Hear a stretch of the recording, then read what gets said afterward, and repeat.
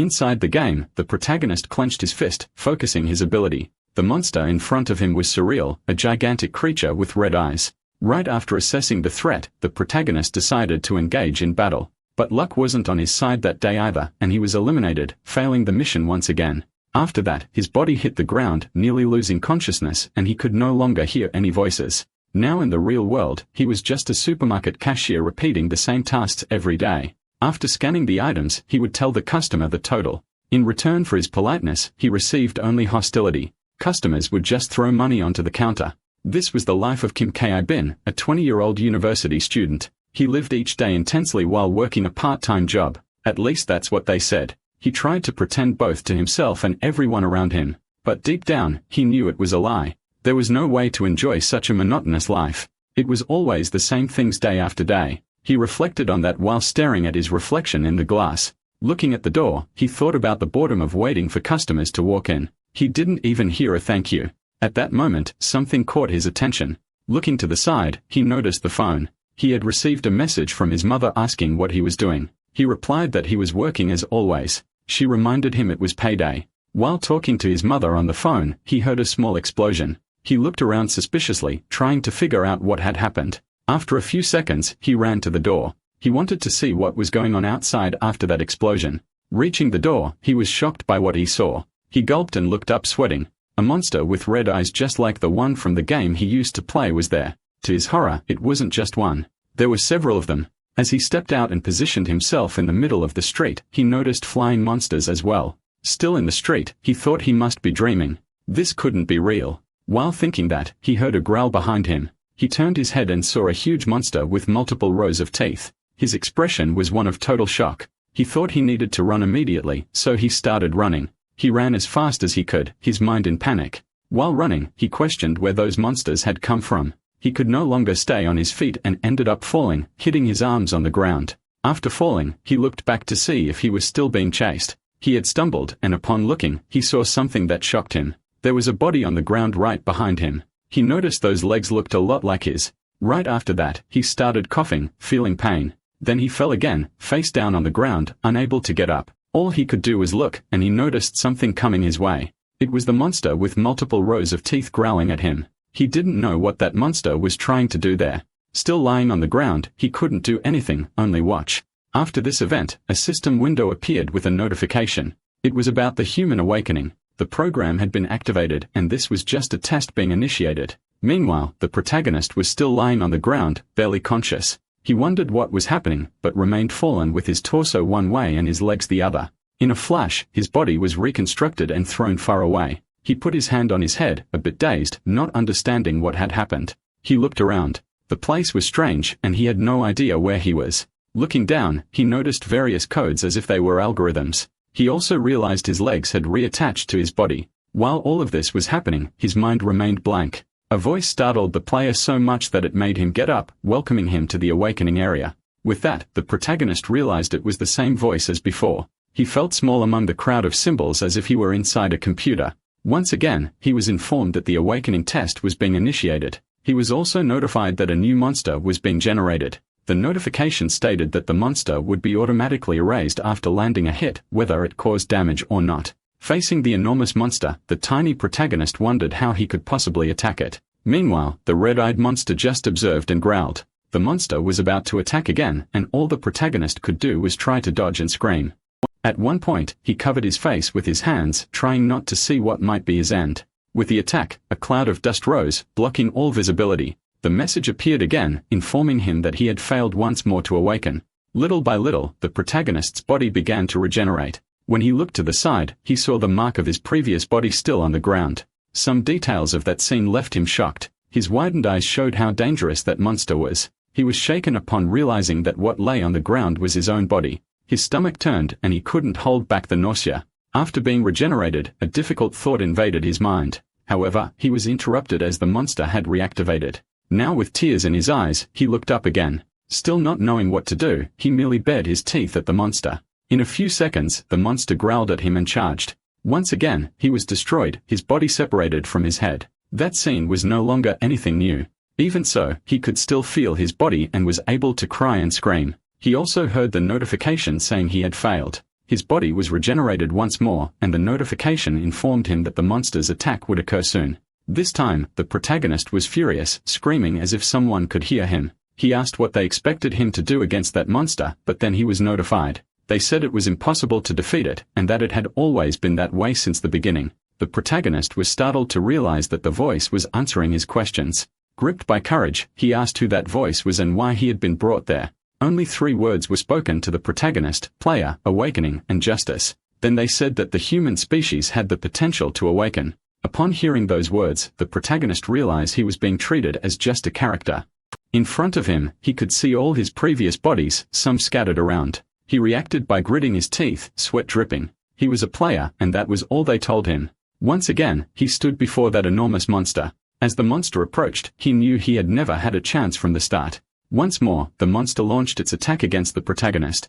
This time, he responded differently. He could keep dying in agony or accept the situation as it was. That's why after dodging, driven by an unknown instinct, he gathered a power he hadn't known he possessed. The message arrived announcing that the awakening was complete, and he had acquired a technique and an ability. After checking his status, he clenched his fist consumed by hatred. He prepared to attack, propelling his feet with force. Using a body-strengthening ability, he charged at the monster. He thought there was only one thing to do, so he clenched his fists and struck. He was going all in. His life depended on it, and he had already accepted his condition. He was determined to end that damn test once and for all. That's why he punched the monster several times until he managed to throw it far away, causing enough damage and completing the awakening. A new message appeared congratulating him on the awakening. The protagonist, now filled with anger and a mix of relief, felt different for having completed the mission. Now he seemed to see everything from a different perspective. Even so, there were things he still didn't understand. He remained surprised, hoping something else would happen.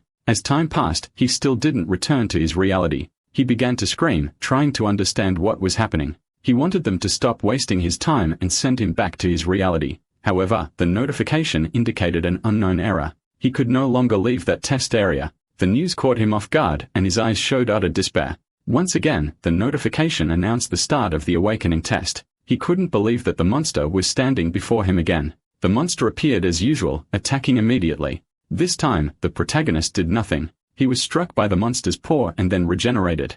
Now he was upset as he realized he was stuck in an endless loop. He addressed the system, believing they must be joking with him. Once again, he was struck by that monster and as always would be regenerated. The protagonist had become just a character in the game affected by a bug. After a long time, the cycle of death and resurrection continued. A week passed, then a month, then even a year. His sanity slowly began to deteriorate. Even though the body was regenerated, the mind was no longer intact. At a certain point, he was notified that his life points had increased and that the damage was being adjusted. He could see in his status that his strength was at 25, his agility at 11, and his magic power at 22. He found it strange that the stats were increasing since all he ever did was be constantly attacked. He was informed that due to the continuous attacks, the body accumulated resistance causing the life points to rise. He didn't care about the stats, but he felt satisfied believing that the error had been corrected. His expectations, however, were cut short when he discovered he could never leave that place. Once again, he found himself in a difficult situation, standing still and sweating nervously. He was struck by the monster again, and little by little, his body began to regenerate once more. And so years passed. The protagonist tried to escape with all his might. He tried to resist the test monster. At one point, his strength had reached 56, his agility 24, and his magical power 37. Even so, he kept being defeated day after day. He felt that all that time spent there had been meaningless, as if he no longer cared. The test monster was a transcendent being according to the program, and defeating it was impossible. After 10 years inside that system, he finally asked something he had wanted to know for a long time. He wondered about what was happening outside on Earth. The system informed him that almost nothing had changed. Time in that dimension was 300 times faster. So 300 days there equaled just 12 days in the real world. This made the protagonist reflect. Even so, he didn't want to lose even 12 days of his life and routine. He was desperate. He needed to buy the fried chicken he had promised his mother. And as always happened whenever he stood still, he was trampled by that monster. Once again regenerated, 500 years had passed since he arrived in that place. He felt that all his memories were dormant. His family and even his friends seemed like shadows he could no longer clearly see. All he could think about was a single question. It was always why. And once again, that monster roared in his ear while he remained seated. As the monster attacked, he kept asking himself why all of that was happening.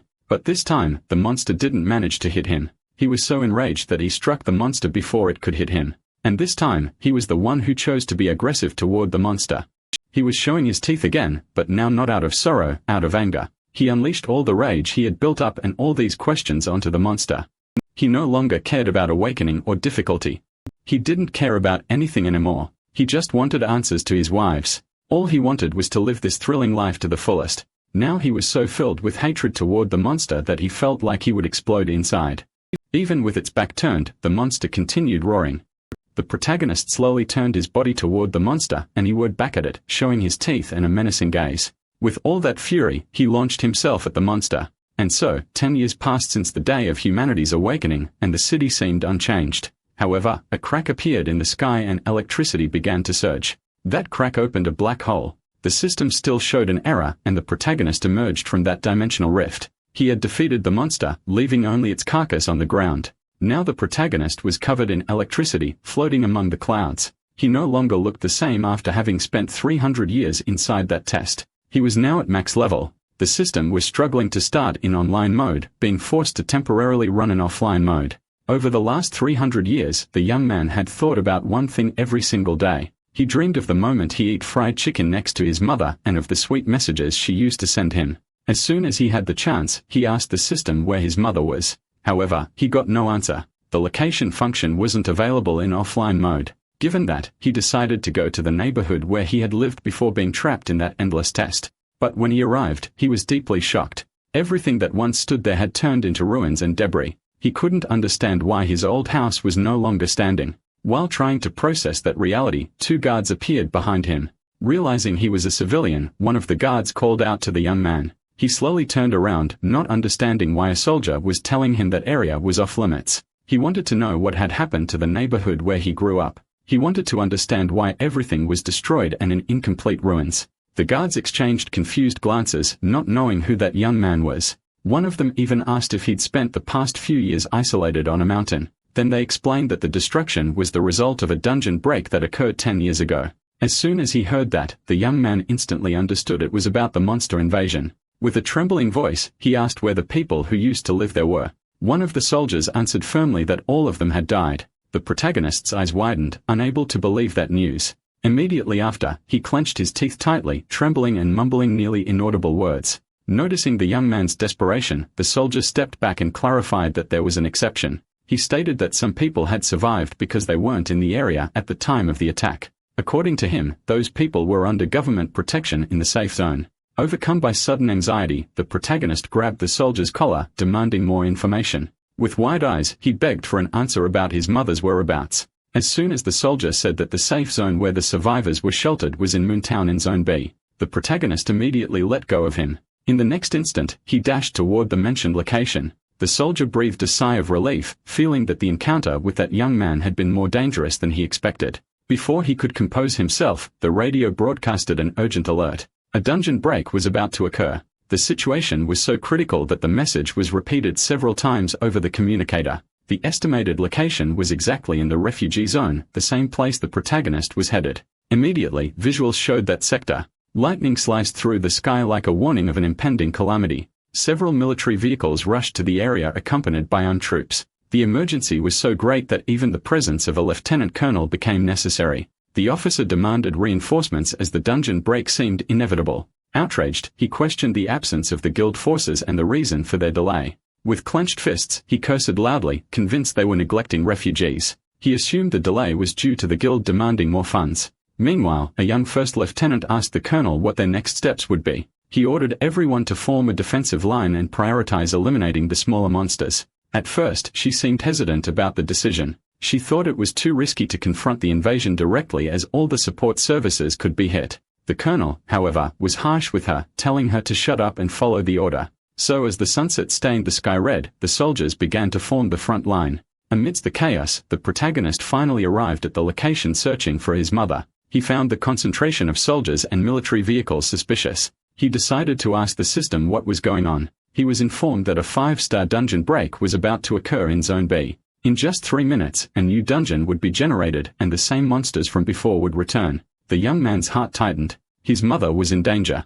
Without hesitation, he began walking among the army vehicles. He was soon stopped by a soldier who warned him of the imminent event. Shouting sternly, the soldier ordered the young man to fall back to the safe zone. However, the young man completely ignored the order and kept going. His presence was so imposing that upon touching him, 2 soldiers recoiled in fear and were thrown to the ground. Watching from a distance, the fallen guards couldn't understand who that person was. From headquarters, the colonel shouted, demanding to know who had let a civilian cross the perimeter. The first lieutenant, equally stunned, didn't know how to respond.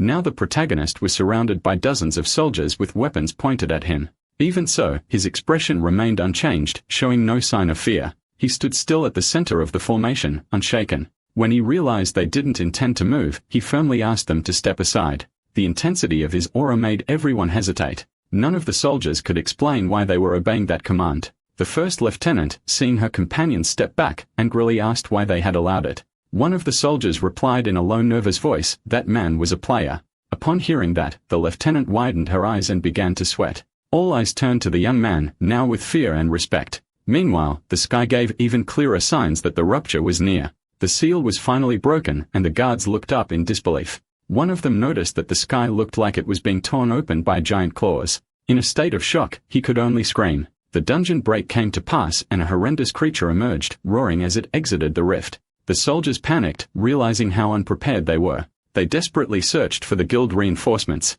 The first lieutenant, having no answers, just clenched her teeth and ran off to find a solution. The soldiers shouted for her to come back, but she didn't stop. She rushed toward the monsters determined. Meanwhile, in another area, the protagonist continued searching for his mother. Despite the system warning that the dungeon was classified as 5 stars, he climbed the stairs calmly. He believed those creatures no longer pose a threat. As he thought this, a large monster with a lizard-like appearance watched him. He was not alone, for others around him growled and bellowed loudly. One of them lunged, trying to devour him, but as it got close, it was violently repelled by an invisible force. It was as if there were a barrier around the young man. More monsters tried to attack him, but the protagonist didn't even turn around. He knew he was capable of defeating all of them with ease. At one point, he dodged an attack and firmly grabbed one of the monsters. He warned in a threatening voice not to stop him from moving forward. After swinging the enemy through the air, he hurled it against the wall, ending its existence with a powerful stomp. Other monsters watched in terror at how quickly he was wiping out their companions. Out of patience, the young man advanced, determined to finish them all at once. He leaped into the air, striking some and repelling others who tried to react. With fast and precise blows, he eliminated them one by one. Even with new enemies appearing, he remained merciless.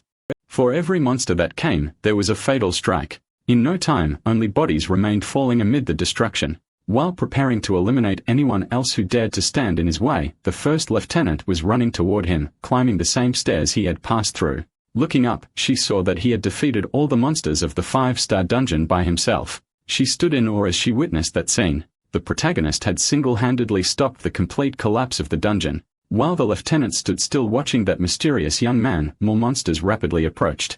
One of them was so massive that upon seeing the scene, it simply stopped in front of them and began to back away. However, upon realizing the other monsters had been eliminated by that boy, the giant hesitated. The creature's eyes filled with fear as it understood that the young man had defeated all the others. Now it simply watched him, and the protagonist was certain that this was the dungeon boss. He had been informed that the dungeon break would be neutralized once the boss was defeated. For that reason, the protagonist calmly walked toward the monstrous creature. He only bared his teeth in a confident gesture as he stared at the being. The monster needed to show its ferocity and thus bared all of its terrifying teeth. Not even this intimidating attempt shook the young protagonist's confidence. The lieutenant, upon witnessing such a scene, was completely horrified, but didn't have time to truly panic. As she quickly turned around, she noticed the presence of some civilians nearby. They were some of the survivors, and now she needed to act immediately to save them. She knew she only had a short window of time to evacuate everyone from the area safely. Urgently, she asked the civilians to run as fast as they could.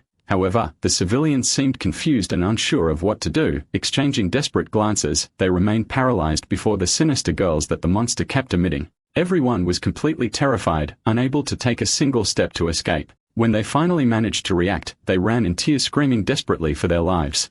As everyone ran past the protagonist, he remained standing in the same place. He saw men, women, and children screaming for help, begging to be saved from that nightmare. Until in the midst of the crowd, someone stumbled and fell. A child had dropped her toy far from her body. The mother, upon noticing her daughter's fall, turned around in desperation and begged her to get up quickly. Driven by desperation, the mother ran back toward her daughter lying on the ground. The screams ended up catching the attention of another monster nearby that was watching them. With that, the creature charged at high speed to attack the defenseless mother and daughter. The woman, with nothing else to do, simply hugged her daughter and closed her eyes, bracing for the tragic end. But at that moment, the monster was eliminated and both were saved from the deadly attack. The child was still crying, but slowly opened her eyes to understand what was happening. The protagonist had already handled the situation, dragging the monster's body away from the frightened people. Everyone was extremely grateful that he had saved the woman and her daughter in that critical moment. However, the young man only cast a brief glance backward and saw those people fleeing. Then he asked the system to locate his mother, who had been missing for centuries among them. The system received the order and began scanning the area using the player's memories as reference. The scan process would be completed in 3 seconds and the countdown was nearing its end. After the scan finished, the result was negative. His mother had not been found. This plunged the protagonist into deep sadness as his hopes dwindled more with each passing moment. After 300 years away from his father, his mother, and his sister, he could no longer recall their faces. Even so, during all that time, he thought about them every day to avoid forgetting them completely. Currently, however, his memories were faint and he could barely picture the faces of his family. There was no time for sorrow as the monster before him still roared with relentless fury. The creature screamed as if it wanted to begin a battle with the young warrior immediately. The lieutenant, who was still nearby, covered her ears tightly to block out the agonizing sound. She realized the monster was about to attack, which demanded immediate response. Inside the creature's enormous mouth, several bright stars quickly began to form.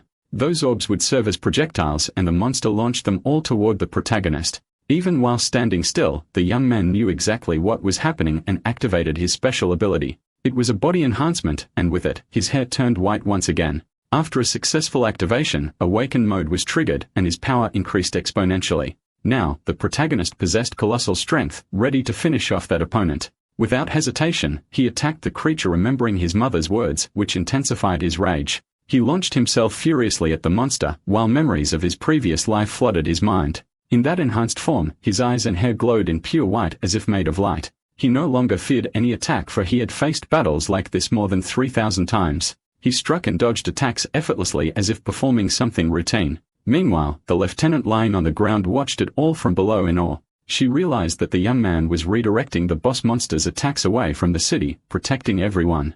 After accomplishing this and landing on the ground, she continued to stare at him in astonishment. Her face bore a mixture of surprise and admiration for everything she had just witnessed. She noticed that during the fight, the protagonist hadn't missed a single strike. However, the monster in front of them began to concentrate its energy to unleash a devastating attack. It opened its mouth, revealing enormous teeth, and channeled a dense radiant energy. It was preparing to fire a colossal energy ball, which it released with fury as it opened its jaws. The enormous sphere was launched directly at the protagonist who still remained motionless. His hand began to emit intense electricity, and with that, he prepared his counterattack. Overtaken by a silent rage, he channeled all his power into a single devastating punch. Clenching his fists and striking, he completely deflected the creature's attack. The movement opened a gap in the monster's own assault, creating a sudden imbalance. Even the monster, upon seeing the young man neutralize attack, couldn't comprehend what was happening. Soon after, the creature let out a deafening scream and vanished into the air like cosmic dust. Sometime later, civilians and soldiers looked up at the sky, realizing that the dungeon had been cleared. All that remained there was the protagonist surrounded by electricity and the destruction caused by his strength. The young lieutenant, still sitting on the ground, gazed at the outcome of the battle without being able to react. Even though she had witnessed everything with her own eyes, she could hardly believe what she had seen. After neutralizing the monster, the protagonist deactivated his ability and the electricity dissipated. Gradually, his hair returned to its original black color just as it was before the transformation. He remained in the same spot, observing the chaos around him, though his mind was far from there. He wondered how he could find his mother in a world that felt increasingly unfamiliar. He was exhausted from everything. He had spent many years fighting monsters dreaming of home. And when he finally arrived, he didn't find what he had longed so much to see. Meanwhile, near the lieutenant, an elderly woman was climbing the stairs and stopped, staring at the young man from afar. Upon seeing that figure, the woman began to tremble, still watching him intently. When she spoke the protagonist's name, he simply froze for a few moments. Slowly, he turned, and as he did, his eyes filled with the hope he had nearly forgotten. A voice scan began, and the woman's voice matched the one recorded in the player's memory. Images of his mother returned to his mind like flashes stored for 3,000 years. He felt the emotions that had faded over time come crashing back with overwhelming force. They burst forth suddenly like a broken dam overflowing from within him. His eyes filled with tears as he looked at his mother, who was also crying upon reuniting with her son. Both slowly moved their feet, finally managing to approach each other. Now that their bodies had overcome the shock, the woman tossed the posters she was holding into the air. They were missing person posters with the protagonist photo prominently displayed. At last, the two were together, embracing and crying as if time itself had stopped. The woman told her son she had searched for him for many years without ever giving up. All the protagonist could manage to say was that he hadn't been able to bring the chicken he had promised. While they remained in an embrace, a new monster appeared and launched a surprise attack from behind. It struck the woman, who fell wounded right in front of the hero's eyes. He could hardly believe that his mother had been attacked at such a long-awaited moment. The protagonist believed that after 3,000 years of being defeated daily by those masters, he had become stronger. After so much suffering, he possessed an extremely powerful body, yet even so, he couldn't protect the one he loved most. While holding his mother in his arms, he was caught off guard by one of those monsters whose claw pierced through her body mercilessly. When the monster pulled its claws back, the woman simply dropped to her knees powerless. The protagonist, consumed by despair, screamed his mother's name as she lay on the cold ground. The monster meanwhile just stared at the boy, who was crying and begging for his mother's life. Without giving him time to react, the creature launched its claws toward the young man with murderous intent. However, someone had been watching the scene and would not allow it to happen again. It was the attendant Li Jian, who drew her weapon with impressive speed and began firing at the monster. With her flawless precision and honed skill, she prevented the attack and saved the young man from being struck. Meanwhile, the hero continued holding his mother, pleading for her to wake up from that nightmare. The woman, still barely conscious, gently touched her son's face. He looked into her eyes with an expression of pain and hope, with a weak smile and her face covered in sweat. The woman asked him not to cry and told him how much she loved him. Right after she lost consciousness, leaving her son in despair in his arms, the hero, overcome with tears and anguish, broke down in a fit of screams and sobs.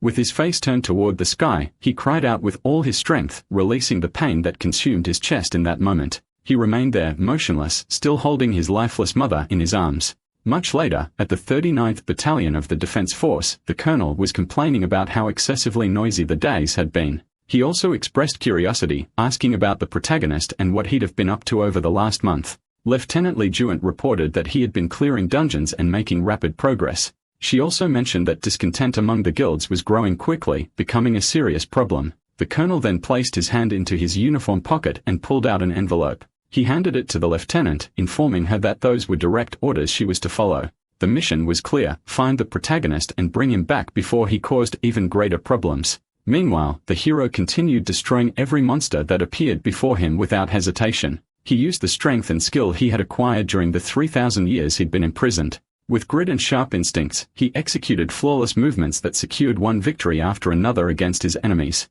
The hero's power and the destruction he caused could be seen from far as a sign of his fury. The monsters were annihilated one by one without any chance to fight back. When the dust settled, the protagonist stood revealed, holding an defeated monster in his hand. Just ahead, dozens more monsters appeared, roaring with fury, lined up and hungry for combat. Even in large numbers and attempting simultaneous attacks, they could not escape the inevitable end. With his blade in hand, the protagonist activated his special body enhancement ability. The transformation began, and he entered awakened mode stage 1 with his eyes and hair turning completely white. With that, his strength and agility increased in a visibly terrifying way. Endowed with immense power, he managed to wipe out dozens of monsters in a single series of blows.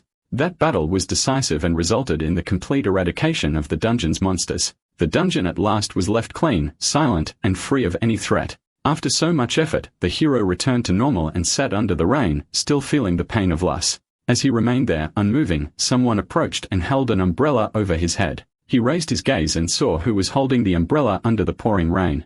It was once again Lieutenant Li, now standing beside the hero, this time more formally. She introduced herself as if it were the first time, although they already knew each other. She explained that on the previous occasion, she hadn't thought appropriate to reveal her identity. As she spoke, he simply listened to her voice and the sound of raindrops hitting the umbrella. She looked at him with sadness in her eyes, saying she understood the pain he carried. She knew he was destroying all the monsters and clearing every dungeon, but she also realized it didn't make sense because he was only releasing all the rage he had bottled up. He remained silent for a moment, absorbing the words he had just heard. In the next instant, he questioned whether he should really just stand still in the face of everything. He recalled the 3,000 years during which his bones were broken and his flesh disintegrated every day. Only after that eternity of torment was he able to return, even when his body had turned to dust. He came back from that hell only to reunite with his family and reclaim his life. However, all the sacrifice now seemed to have been in vain, and he spoke these words while standing facing the lieutenant.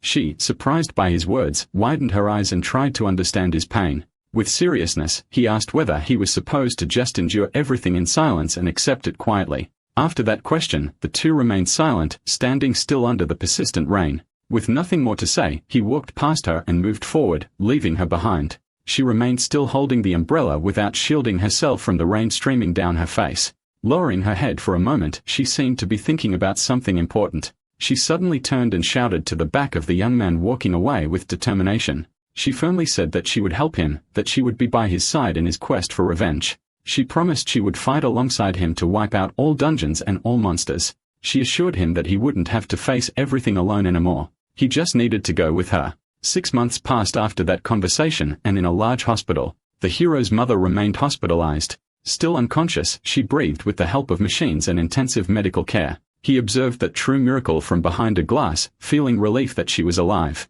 Even weakened, she was like a rare gem in the eyes of her son. He gave a faint smile and spoke to her through the glass as if she could hear him. He shared the latest news, saying that he was now a government employee and had been promoted. He explained that because of that, he might not be able to visit her as often. He asked her not to be sad since people working for the government were always busy. Placing his hand against the glass, he promised he'd return soon to see her again. Slowly, he stepped away from the glass and walked toward the hospital elevator. Once inside the elevator, his expression changed dramatically. As soon as the doors opened, he was greeted by several officers lined up. The hero walked past the row of officers, removing the tie he had worn especially to visit his mother. As he walked among them, his outfit gradually began to transform. With each step, his appearance changed, revealing another side of himself. His hair and eyes turned white, marking the activation of his combat state. With resolve, he commanded everyone present to follow him immediately. The scene then shifted to a location infested with various threatening monster species. From below, the hero looked up at the top of the dungeon with a gaze full of pure hatred.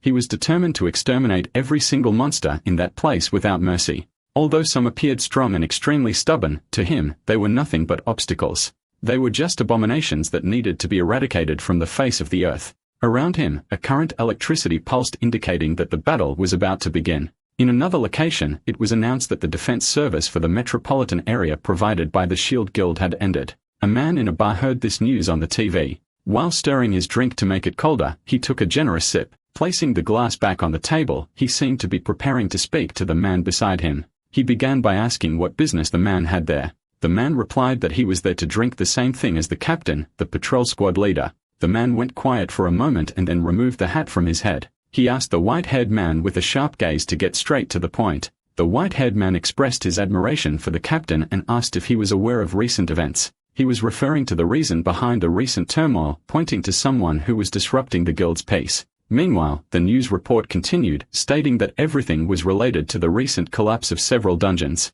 The man in the blue suit with white hair said that person was truly a massive headache. Meanwhile, the guild captain believed that the man should be eliminated as soon as possible. The man in the blue suit felt the captain didn't need to speak so menacingly every time he saw something. As he said this, he placed a document containing information on the counter. He explained that they had received orders from the chief to recruit that person. Now the hero was to be treated as a team captain. The patrol squad leader didn't seem pleased with the idea. He simply tapped the information into his coat and left, saying he understood. When asked if he wasn't going to finish his drink, he, already at the door, said he was done. The man in the blue suit watched the captain walk away while his glass still had drink left in it. The scene shifts to a 5-star dungeon, a nest of monstrous birds. Thunder and lightning revealed that the dungeon was being entered by the hero's team. In a short time, he and his group passed through the rift. The hero led a team of 4 others. The system announced that they had entered a dungeon, and it was a nest of monstrous birds. He, along with his team, all in matching gear, simply observed. Then one of them called out to Captain Kim, stating that this was the last dungeon scheduled for the month. Turning around, he asked everyone to stay there and wait for his return. With that, he leaped forward, leaving his team behind on the cliff. He advanced, launching himself against the monsters. And even though they were hostile, it didn't intimidate the protagonist. He asked the system where the monster boss was located. Immediately, the system began scanning to locate the boss. While that was happening, he started taking out the lesser enemies. He began with powerful punches, swiftly paralyzing several of them. He kept going, gaining momentum until the scan was complete. He took down every monster in his path and had 5 seconds to do so. So he wasted no time and attacked as many monsters as possible. When the estimated time ran out, he was surrounded by several of them. And when he was informed that the boss's location was to the southeast, 12 kilometers away, the hero simply blasted all the monsters around him by activating his superpower.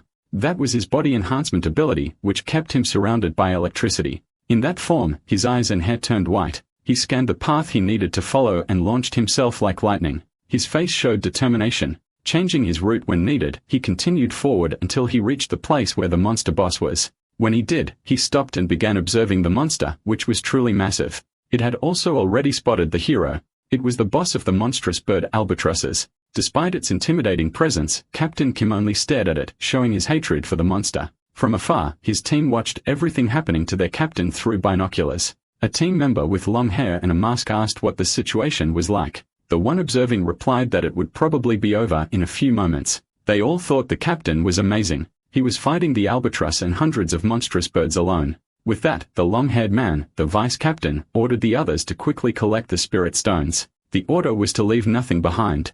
And while they were gathering the stones, they noticed that the veil separating the monsters from that reality was tearing open again. They found it strange that the dungeon entrance was opening, but from it emerged a dagger. That act caught the vice-captain by surprise. He wasn't off guard and managed to dodge, receiving only a light scratch on his face. After that, a person fully emerged and tried to eliminate the vice-captain. When the person exited the dungeon entrance, they grabbed the vice-captain from behind and stabbed him.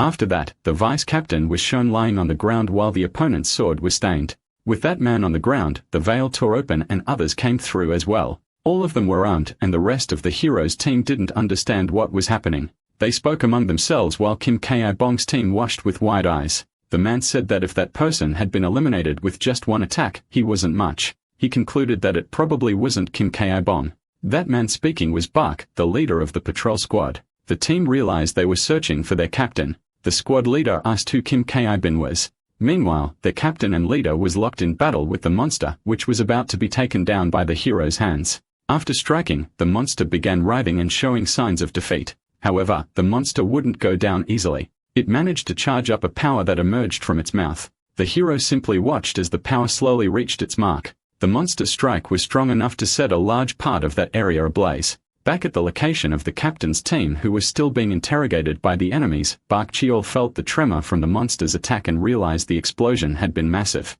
However, he dismissed that small explosion, deciding he needed to take drastic action to get what he wanted. Walking toward those people, he said that what was about to happen couldn't be avoided. Looking directly at them, he mourned that he would eliminate everyone until their leader revealed himself. Meanwhile, a completely dark forest was shown, and voices were coming from within it. Someone at the top was getting orders to those inside the forest, commanding them to find the protagonist. That person was another young man with white hair who, from the top, was waiting to find Kim Ki-bong. Meanwhile, what had actually happened when the hero attacked the monster was the following. Striking with great impact, the monster coughed, but didn't stay still. Immediately, it launched a powerful counter-attack. Everything became clear when the fire attack was directed at the hero. At that moment, everything was engulfed in flames, and that was when his innate trait was triggered. With it, he activated the resistance attribute ranked S. His status was updated, now with an additional resistance attribute. The monster was shocked to see that after the flash of the attack, the hero was completely unharmed. The surprise was so great that its eyes widened. Now the protagonist stood there with white hair and white eyes staring down the monster. He said he would end it all quickly, clenching his fists. He prepared to attack, and acting swiftly, began to strike back. He launched himself like a star toward the monster, hitting it with a precise attack. That strike split the monster in two. The parts fell to the ground, and a notification appeared for the hero. The monster boss had been defeated. He also noticed that the monster seemed to have dropped something. Curious, he crouched down and picked up the black sphere. He didn't know what the monster boss had dropped. He had never seen that object before, so he asked the system what it was. The system performed an analysis. After the analysis, it revealed that it was a daystone. He wanted to know what he could do with that sphere. However, the system identified that due to offline mode, more information couldn't be accessed. It was also at that moment that several warning messages began arriving for the protagonist. He was alerted that a battle had started at the entrance of that dungeon. It was shown that the fight was unfolding in the direction where the patrol squad leader was defeating the protagonist team one by one without giving them much of a chance to fight back. Even with their weapons and experience, they were no match for the squad leader. Thus, he overpowered them all, taking them down with his attacks and skill. With little effort, he managed to neutralize everyone on the protagonist's team who now lay on the ground. Upon seeing that scene, he figured that none of them could be the person he was looking for. He concluded that Kim Ki-bin wasn't among them. That's when they heard something that caught their attention on the horizon. One of Bak's subordinates reported that someone had eliminated the monster and cleared the dungeon. In fact, it was just as Bak had thought. The earlier explosion had been Kim Ki-bin fighting. Now the squad leader wanted everyone to find a way to descend that cliff. However, descending became unnecessary because as soon as they turned around, they noticed someone had appeared behind him.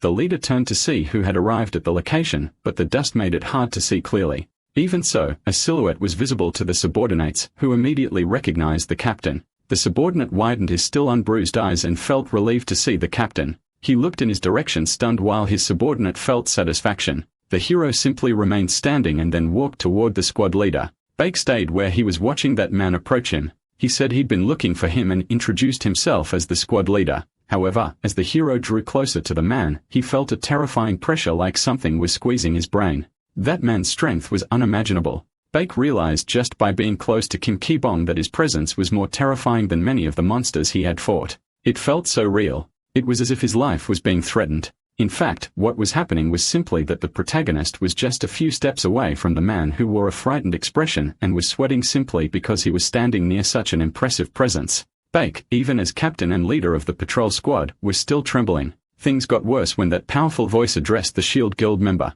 The protagonist wanted to make sure that the man belonged to the Shield Guild, so he asked. Meanwhile, one of the leader's subordinates asked who the protagonist thought he was to speak like that. Bak, seeing the disrespect, ordered him to be quiet. The man fell silent at his commander's request. Despite his serious expression, the leader of that squad knew that even if they all fought against that man, they couldn't win. Besides, he had been ordered to recruit that person. Now, Bake thought it was all just a joke. The captain rank was far too low for someone like the protagonist. He thought they would need to make him an ally even if it cost them an executive position. He tried to negotiate with the protagonist, saying he had heard correctly and that they were from the Shield Guild. He said the guild would grant him any wish he had. With that, the subordinates of that captain began to worry because they knew the guild could actually fulfill that promise. Besides, the salary of a captain in a major guild was enormous. Joining a big guild was a chance to completely change one's life. The members of that guild watched, thinking that every player longed for recognition. While that man spoke, the protagonist just watched until he finally spoke, saying he had a question that made the squad leader relax a bit, thinking the protagonist had shown some interest. The protagonist's question was whether the Shield Guild was in charge of protecting the capital.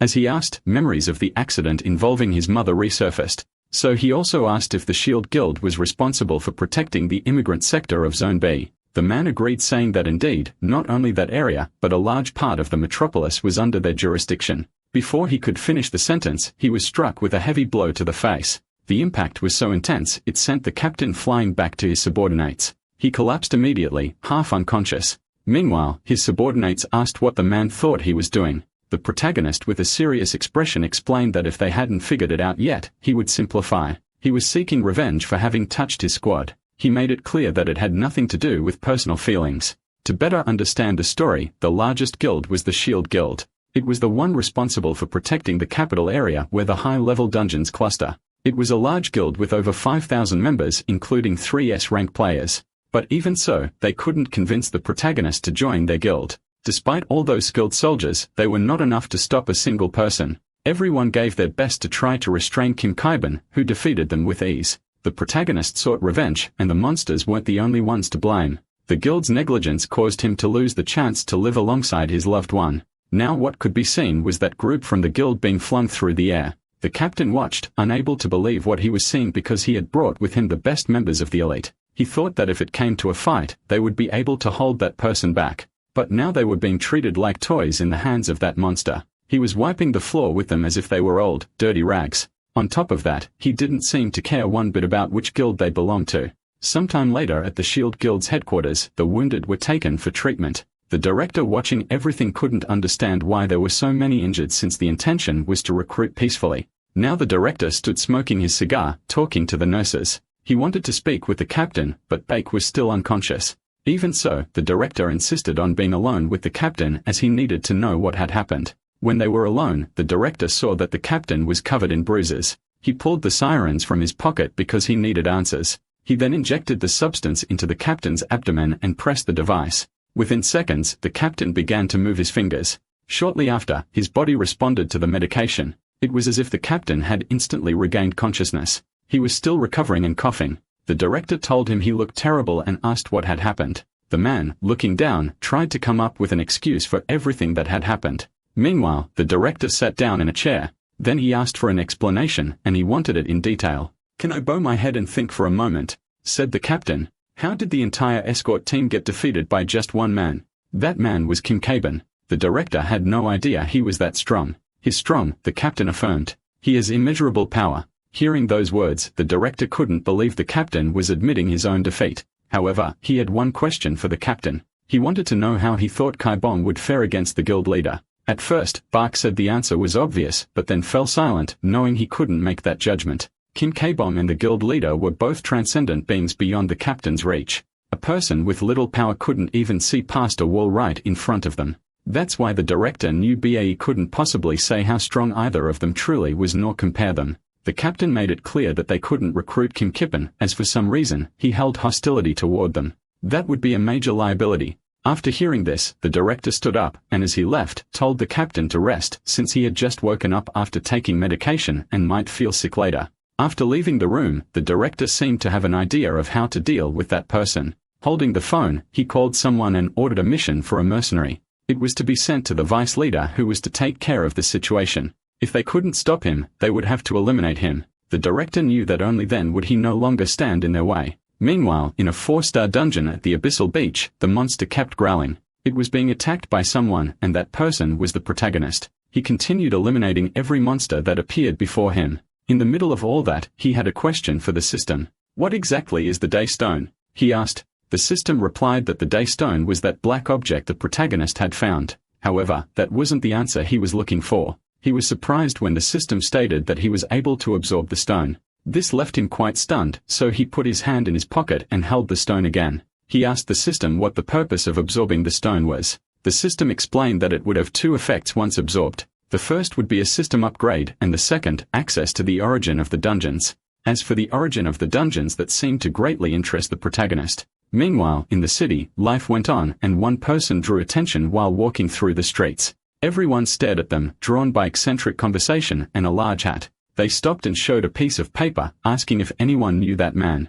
Upon looking at the paper, people were surprised. Back in the 4-star dungeon, the Obra was absorbed by the system. A light began to surround the protagonist. Returning to the city, that mysterious young man showed a strange drawing. People said the subject could have black or white hair, but since the drawing was so badly done, no one could recognize him. The young man, placing his hand on his head, found it all too complicated. Meanwhile, the Obra was absorbed by the protagonist, and the system announced that the stone had been successfully absorbed and that the system was expanding. The young man with the large hat could feel when it happened. With that immense power being absorbed into the system, he was able to locate the protagonist. Taking Aka's hat, he was now satisfied, for he had found Kim Kaibong. After the Day Stone emitted a glow upon being absorbed, the light covered the hero's body. He watched carefully as the light slowly faded from his hands. Soon after, a message from the system arrived, informing him that the absorption was complete and that the system was now expanding. The protagonist was surprised to discover that a new function had been unlocked. The name of this function was Human Analysis, and it would allow him to scan a player and learn about their status.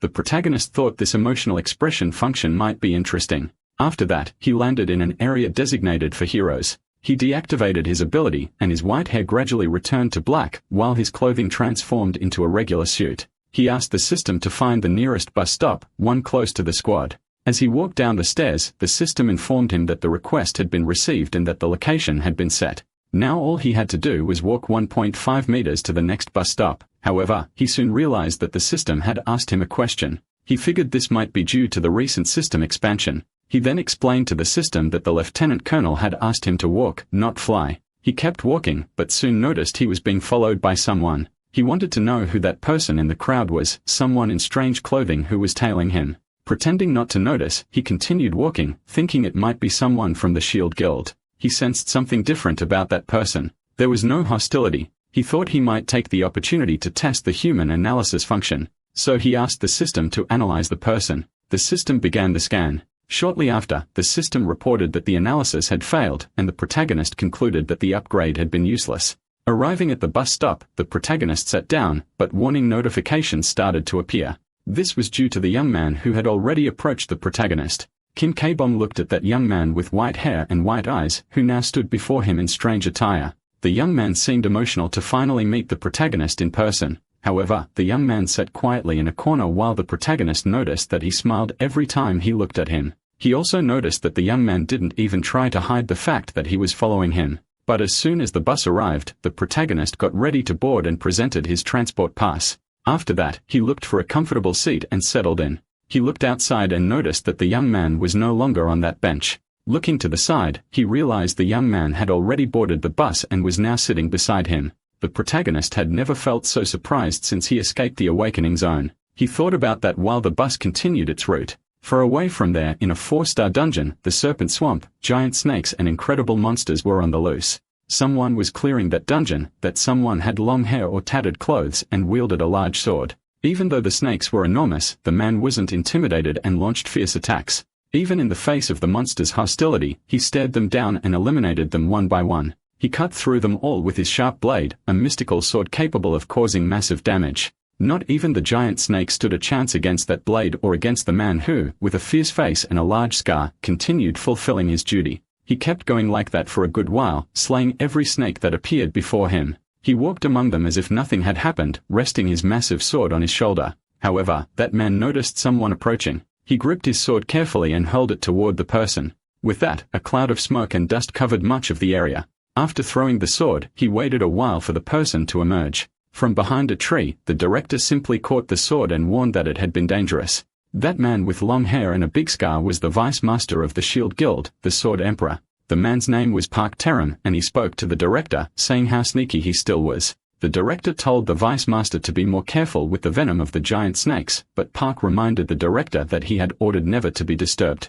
The director explained that since he hadn't received any information, since he literally lived inside the dungeons, he had to come to him directly. However, he got straight to the point. There was someone the vice master needed to eliminate. The man only showed disinterest in eliminating anyone. Upon hearing that the master wanted the special escort unit to be the director's side, he said he had already done that, but only one person had managed to defeat them all. That caught the attention of the man with the massive scar. It was known that the special escort unit of the Shield Guild was composed of highly skilled fighters. Even so, the team had never failed a mission until now. The more he listened, the more interested the vice master became. He placed his great sword on the ground and said that until then, he had only been mildly curious. Now the director had his full attention. That woman was not only the prime minister of a country, but also an S-rank player. However, she chose the path of politics to save more players than she could as a warrior. She was the woman standing in front of the guild's vice master.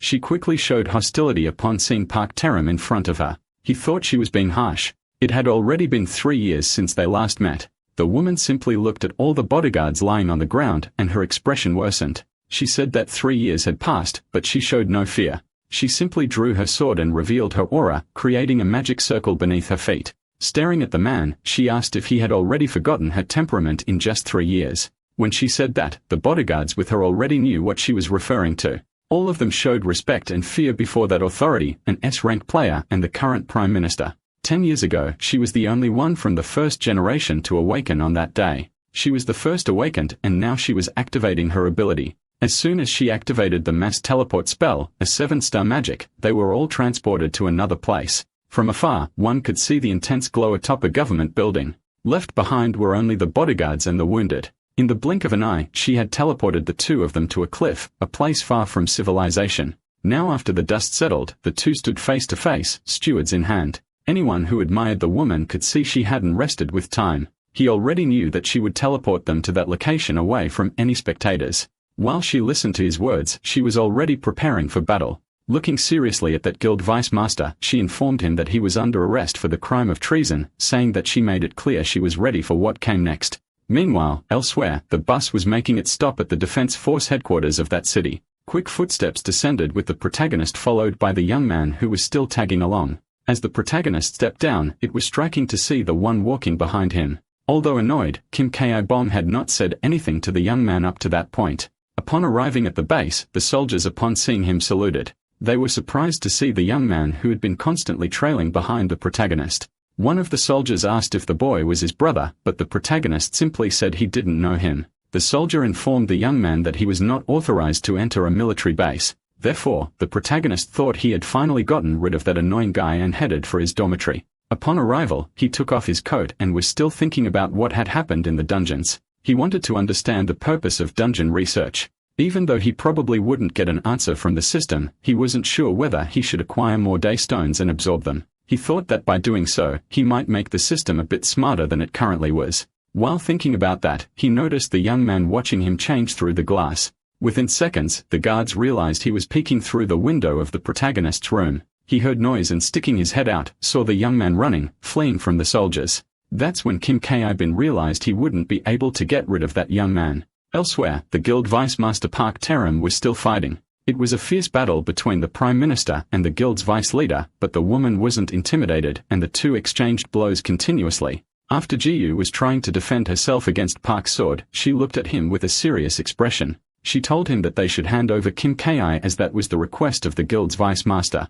Although he called himself the Emperor of the Sword, she was not going to hand the boy over to him, even though she understood what the Shield Guild wanted since, thanks to Kim Ki-bong and the recent dungeon breaks, the government had not renewed the Shield Guild's contract for defending the metropolitan area. In fact, he had publicly announced on TV that the Shield Guild service had been terminated. She knew they would now try to recruit Kim Ki-bin, offering him money and prestige. But that woman was no amateur. She was the first awakened of that world. She already knew that none of them, not even the Shield Guild, had been able to recruit the young man so far. Not with money or prestige had they been able to convince him, and so he dismantled their team. Now their only option was to eliminate him, but the woman warned that he had destroyed any chance of that. Once he had struck their subordinate post, no threat would make her hand over the young man. With that, the man watched the wall of flames the woman created. She did it with a snap of her fingers while staring at him. When she snapped her fingers again, she told him he needed a good lesson for old time's sake. And with that, an intense wave of flames rushed toward the man. Now back at the military security base, that young man was tied up. He was in front of the door waiting for the protagonist. His team said that since the young man wouldn't move or step away from the door, they simply tied him up. The young man wanted to say something and already tired of him, the protagonist decided to listen. When asked, the white-haired boy explained that he was following him because he wanted to see what he was like. That made the atmosphere a bit tense as no one really understood. However, when the young man blushed, the protagonist looked at him with disgust. He wanted to know where that boy thought he knew him from. Smiling, the young man said, of course, he knew him. That's when he revealed he knew that Kim Ki-bin had come out of the rift. That left the protagonist initially confused. But the young man continued, saying he was curious to know how the protagonist had managed to escape the rift. He said that to understand that, he'd have to observe a bit more. With that, Kim Ki-bin widened his eyes, thinking that maybe the boy knew something about his past, that he might have some idea about everything that had happened over the last 3,000 years. The white-haired young man informed the protagonist that he would be staying under his care for a while longer, so he'd be living with him. When he said that, the vice leader of the protagonist's team placed a blade against his neck. Seriously, he warned the young man that he should know his limits. Still in that position, he warned that he was part of the armed forces. The young man, still excited, asked the man to make him a soldier. The man, enraged, couldn't believe he was hearing such a request. First, she got angry, then suddenly started laughing. After that, he got serious and told the young man that it was fine. The protagonist and the rest of the team, already familiar with the vice leader, knew he wouldn't go easy. The man warned the boy that there was a rule if he wanted to join the team. Then glaring at him with hatred again, he told him he would have to fight and win. The young man listened carefully to what the man said, because only by fighting and winning could he join them. The protagonist tried to intervene, but the vice captain asked him to let it go as he would handle the situation. The boy needed a lesson for his rude behavior. The white-haired young man posed a question. If he had to beat someone to join the team, that meant he had already beaten them all. When the vice captain heard those words, he turned red with rage. Showing his fury, he told the boy he could face him since he was the weakest in the group. Back at the side of Park and the minister's fight, the flames of fire were still heading toward the guild's vice leader. However, that man was very sarcastic, and drawing his massive sword, he managed to repel the flames. He startled the prime minister, as she had no idea that sword was a mystical item. And now, the man smiled happily, showing off his scared face. A man remarked that he understood now. He knew she wouldn't hand over the boy willingly, but he was prepared and held a return stone in his hand. The woman could hardly believe he had come prepared to fight her. She tried to rush in and attack him before he could escape. As he fled, he told her to keep defending her title as the strongest warrior. Then he crushed the return stone, meaning he would vanish from there in moments. Thinking she still had a chance to strike the man, the Prime Minister lunged at him. As he disappeared, the man asked if she would be able to protect her loved ones. After that, a bright light filled the place in the sky, and now only the woman remained wearing her pair of black high heels. All she could do was look up at the sky as that man departed. The Prime Minister remained behind, grinding her teeth. She knew the protagonist was strong and certainly ranked, but her rival possessed a mythical grade weapon. The sword named Fang of the Light Dragon was undoubtedly an artifact that made that man the worst possible opponent for Kim Ki-bong. Meanwhile, in the squad, the vice-captain accepted the challenge to fight the unknown young man. Visibly upset, he said he was definitely the weakest of them all. But after saying that, he launched himself at the young man. He hoped to land a strike that would reveal his true power. However, the young man simply blocked the kick with his legs. That block caught the vice-captain off guard and fueled his anger even more. But the young man had done it all just as a joke. Yet since he wanted to win the fight, he prepared a punch. Right after, he lunged to strike the vice-captain's face. The man looked wide-eyed at the boy's fist. The force behind the boy's blow was overwhelming enough to prevent any dodge. He watched the young man's fist approach rapidly, but couldn't avoid it. However, what no one expected was that with just one finger, the protagonist would block the young man's attack that left the boy wide-eyed, as he hadn't realized that man was so strong. But Captain Kim Ki-bong did it with ease, using only reflex. When the young man realized how easily he had been blocked, a cold sweat ran down his face. After the block, the protagonist waved his fingers in a dismissive gesture. Then he looked at the young man and said he still didn't know his name. And as proper manners dictated, before asking the young man's name, he introduced himself first. That made the boy feel honored by the protagonist's question. So he introduced himself too, saying his name was Kangui. When the vice-captain reported to the captain, he said that the young man wasn't someone who could be defeated easily. He said that assessing an opponent's strength was an important skill. Upon hearing that, the vice-captain became very downcast, as he himself had failed to read the situation. So he simply bowed his head and told the captain he wouldn't repeat the mistake. The protagonist watched as the man clenched his fist for having acted without thinking. However, he stayed silent upon realizing someone else had also acted without thinking. This was the white-haired young man who realized those words were directed at him. Even so, he was pleased to see that the captain gave him some recognition. Kim Ki-bong replied to the young man that he wasn't completely naive. Then he wanted to know if the boy still intended to continue fighting him. The entire squad found it strange that the young man wanted to face someone so much stronger. That was the Special Dungeon Control Team, also known as Kim Ki-bong's team. They had been closely monitored for the past 6 months. They knew the young man was strong because of the barrier incident, but the captain was many times more powerful. Even so, the young man took a stance and declared that he would fight. Meanwhile, the protagonist simply asked where the young man thought he was going. Even after being warned, the boy charged in trying to fight the protagonist. When the young man's fist approached, he simply dodged it. Even so, Kangui kept trying to land at least one hit.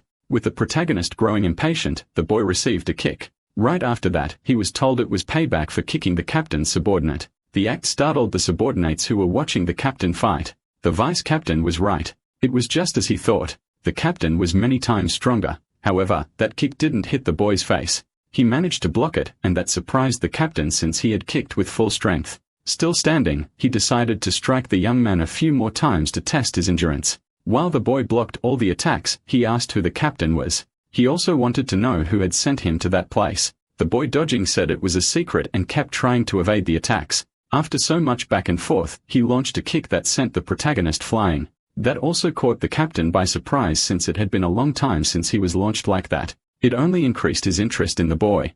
Kangui told the captain not to be so surprised just yet, then he unleashed a bright and intense energy blast. He got very close to the protagonist's face. It didn't land because the captain was fast enough to dodge it. Even so, there were still many questions about the young man. He wanted to know what kind of attack that was, if it was pure magic, though deep down, it felt like something else. Once he landed on the ground again, he asked the boy if that was Kai. The young man just gave a smile and, grinning even more, said it was something like that. Opening his hands again, he prepared to launch another attack. And from them, another beam shot toward the protagonist. Everything filled with dust that blocked vision. The boy just waited for the dust to settle to see what had happened. To be safe, he decided to strike the same spot several times to ensure victory. Meanwhile, the captain's team watched, stunned, unable to do anything. Now the vice-captain knew that the young man wasn't just anyone, but still wasn't that strong either. After several blows in the same direction, he believed he had managed to defeat the captain. The dust gradually cleared while the young man waited for the result.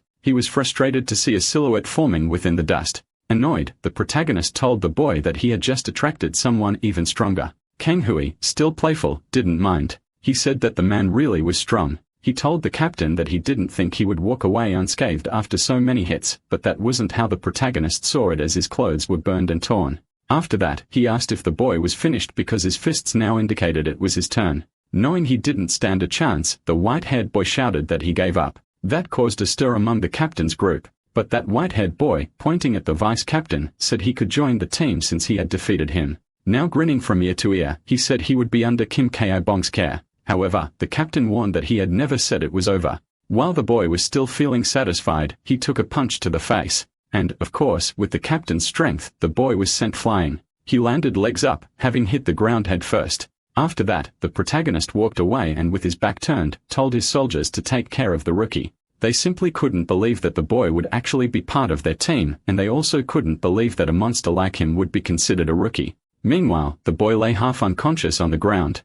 Elsewhere, in a dungeon in the ancient fields, the nesting site of the fire dragon. That was an 8-star ranked dungeon, the highest existing, and everyone feared the dragon's awakening. Everyone except one person, the vice leader of the Shield Guild, knew that if the dragon awakened, everyone would need his guild to contain the damage. And that's why he captured a baby fire dragon. The intention was clear. He wanted to awaken the dragon later, so that afterward, he could unleash it to destroy the city. He wanted everything to descend into absolute chaos.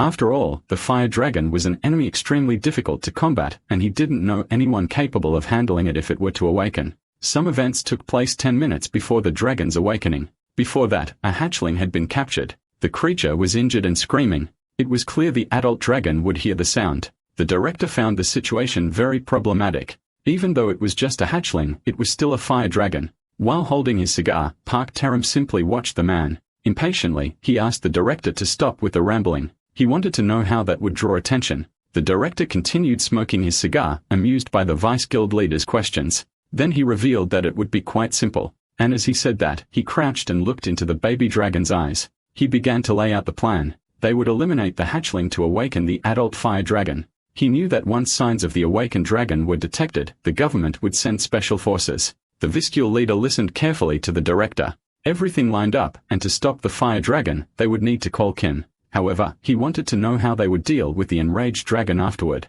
The director reached into his pocket and said that was a crucial part of the plan. He declared he would use the daystone to seal the dragon. Park Terum was surprised to see that the director had a daystone. Looking at the baby dragon, the director explained that they had conducted experiments using the daystone, and the vice guild leader now realized it could be used to seal the dragon. Without hesitation, he drew his sword and pierced the dragon. The hatchling screamed loudly until its strength was completely gone. Seeing that everything had reached the desired point, Park Terum began to laugh and laughed maniacally like a madman. While laughing, he said he really liked the plan. He shouted to the adult fire dragon, calling it to come and summon Kim Ki-bong. Meanwhile, at a playground, children were playing as usual until one of them noticed something strange, and his mother reacted upon seeing how he looked up at the sky. She asked her son what was wrong, and he pointed to the clouds. When the woman looked up, she noticed the sky had turned an unusual shade of red. Now both of them stared at the sky, confused about what was happening. Quickly, the army and peacekeeping patrols were notified.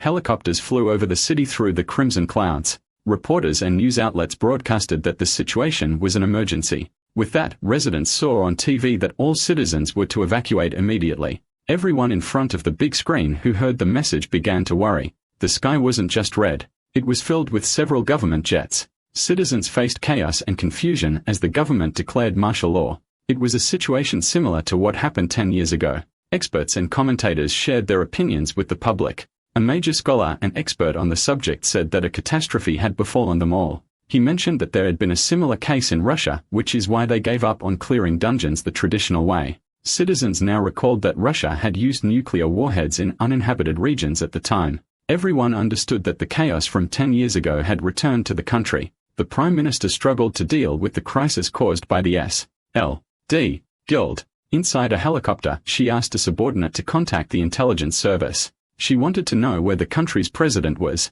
One of her subordinates informed her that the president had been sent to a bunker.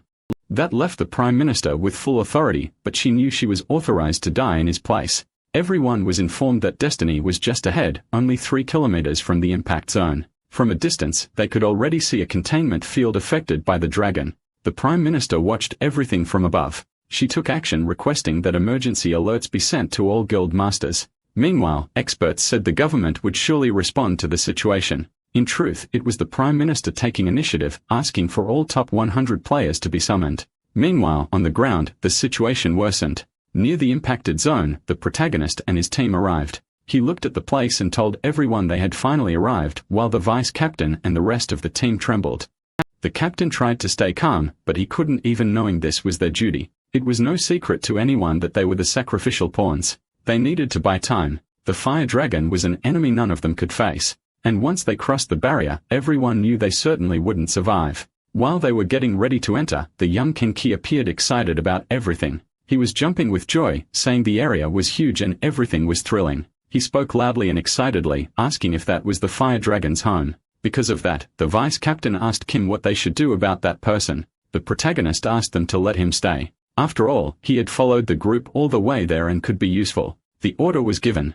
Everyone would enter, starting with the captain. Following the captain, everyone tried to enter the area. However, they were pushed back, not understanding why they couldn't get in. The vice-captain panicked. He couldn't comprehend what had just happened. He had never been ejected from a dungeon before. When the protagonist looked back, he saw that his companions hadn't been able to enter. This was the first 8-star dungeon. He didn't know if all of them were like that. He sighed and thought he'd have to handle everything alone until he looked to the side. Suddenly, the white-haired boy appeared smiling.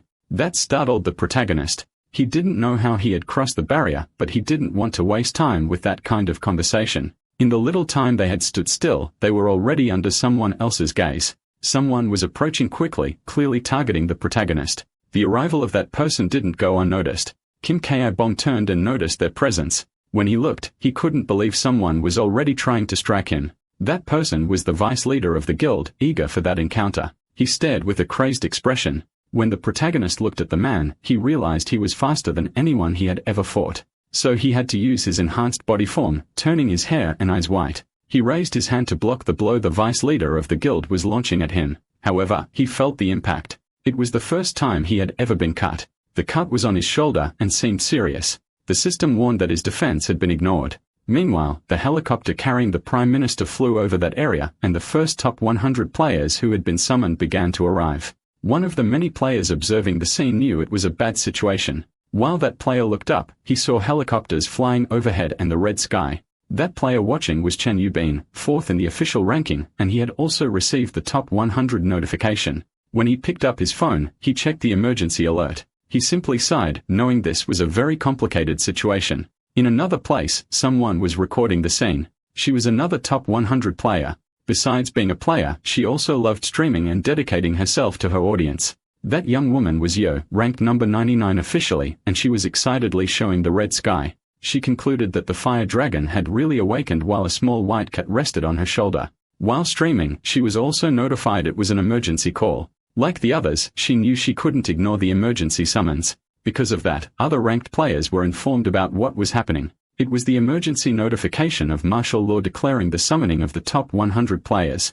And in that scene of destruction and red skies, the protagonist began bleeding for the first time in a long while. He was frightened. That wasn't something that happened often. Being wounded felt strange to him, especially because he could never been hurt while in his awakened state, and that wasn't even the worst part. His defense had been completely ignored while the man in front of him said he had high expectations. And now he was disappointed, saying it with that massive sword resting on his shoulder. The protagonist just furrowed his brow and glared at the man, noticing the guild tattoo on his arm, the Shield Guild.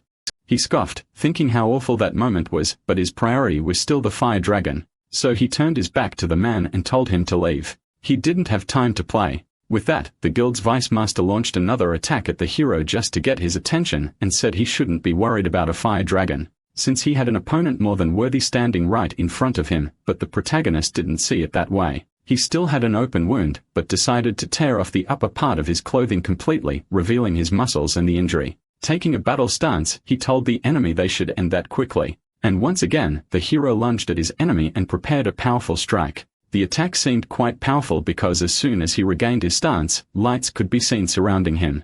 Even his opponent was startled, thinking such an attack could be fatal. After the dust settled, the hero was seen, and it looked like he had been struck instead of landing the blow.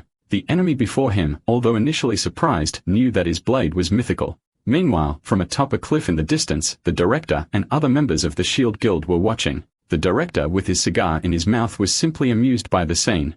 He burst into laughter upon seeing the hero struck by his own attack. At the same time, the protagonist didn't understand what had happened.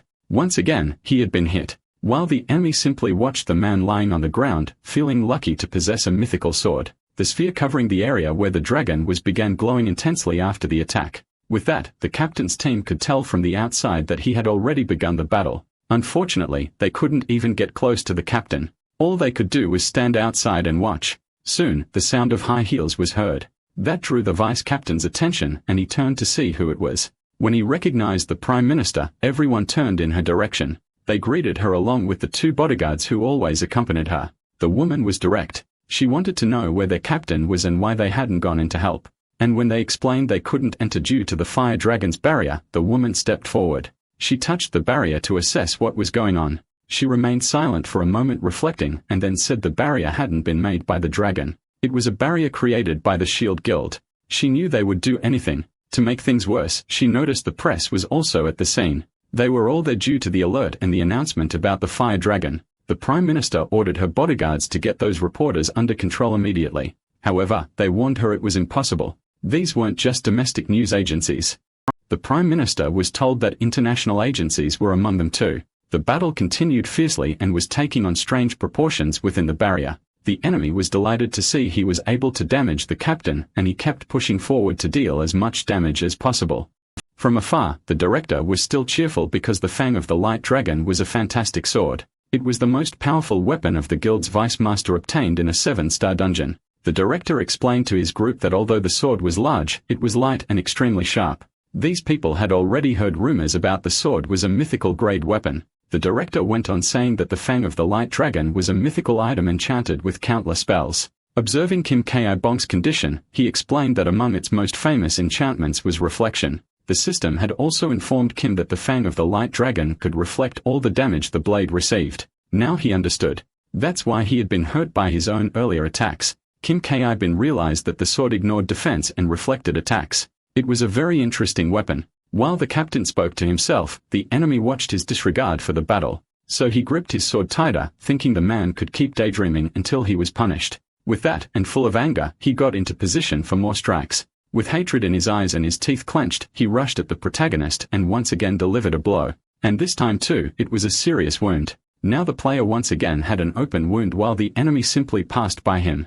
After passing him, the enemy wore a strange expression. He didn't seem satisfied despite being in control. And the protagonist, even though he'd been injured, oddly asked the enemy for the sword. This puzzled Park Terum, but even so, he extended his hands and said that weapon would be perfect. The enemy was so stunned that he stood there, mouth agape and eyes wide. The shock came not only from what was said to him, but also from the fact that the player was still standing. Kim Ki-bong just scratched his head. He didn't understand what that man was trying to say. He said that man probably just had more endurance than most people. The player thought all of this had happened because the system was slow to notify him about the sword. Those words were hard for the enemy to accept, and he continued to bare his teeth. In the middle of an attack, he shouted for the protagonist not to mock him. With a bored look, the white-haired young man said that he was the one putting himself in that position. Saying that, the protagonist lunged to attack the man again. The impact of the blow was noticeable from afar and on a large scale. And once again, the enemy blocked the strike using his mythical sword.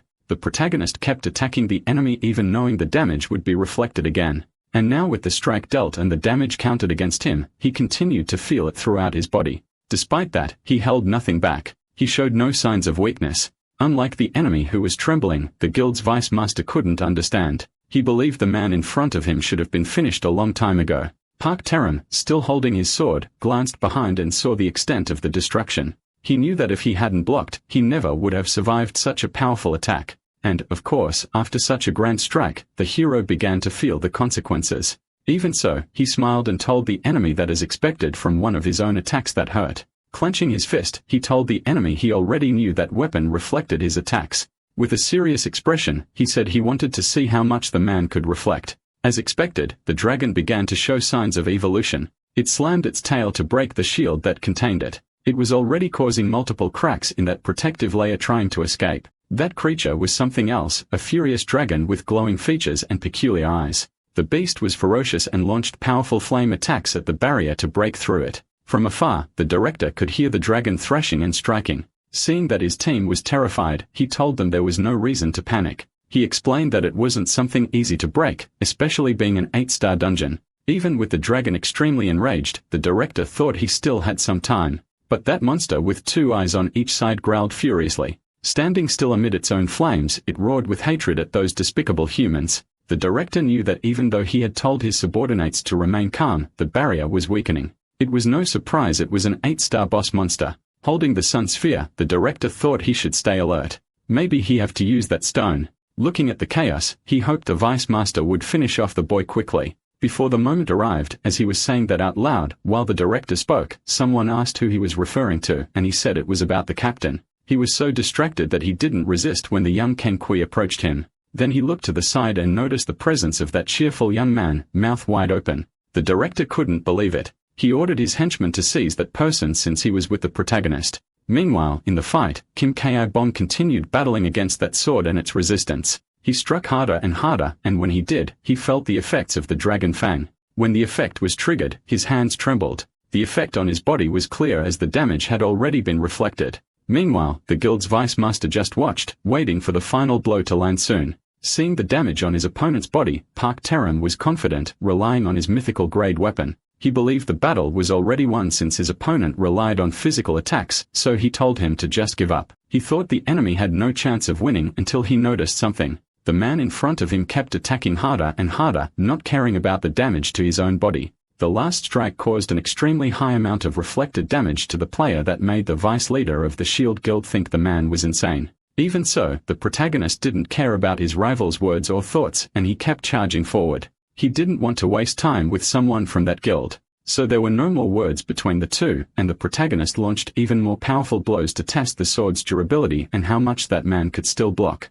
Park Terum was already getting tired, and his legs were starting to weaken. Meanwhile, the captain in front of him didn't stop. Outside the barrier, helicopters still hovered while the Prime Minister and the captain's companions remained outside with a terrible feeling. Upon hearing it, their captain sensed something. He called out to the Prime Minister. There were massive tremors. She knew they weren't from the fire dragon. They were from the hero.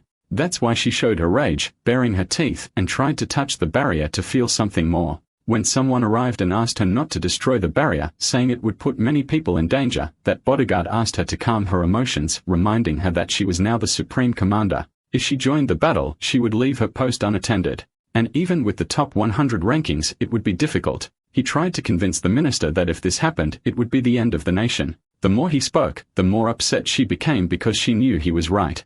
Meanwhile, inside the barrier, the dust kept rising. And when it settled, the two were once again revealed. The vice leader of the guild couldn't understand how that man still hadn't been defeated. And when the hero paused for a moment, he thought it was finally over since his physical state kept worsening. But the hero looked intensely at the man, who perhaps nervously started to smile, calling the hero a damn monster. While Kim Ki-bong just stood still until he clenched his fist, showing he was ready to continue fighting. He asked the man in front of him if he would keep trying to block. Then he launched more attacks, luminous like nearly all the attacks he delivered, and firmly the enemy gripped the sword, trying to block as much as he could. In his mind, he just needed to hold out until that hero was finally defeated. It was an absurd and bizarre battle. One side kept attacking while the other defended. However, the only one getting hurt was the attacker. At a certain point, the vice master of the Shield Guild began to tremble in the legs. He could barely keep his balance. The rival strikes were too strong, and because of that, even he got hit, suffering his first damage.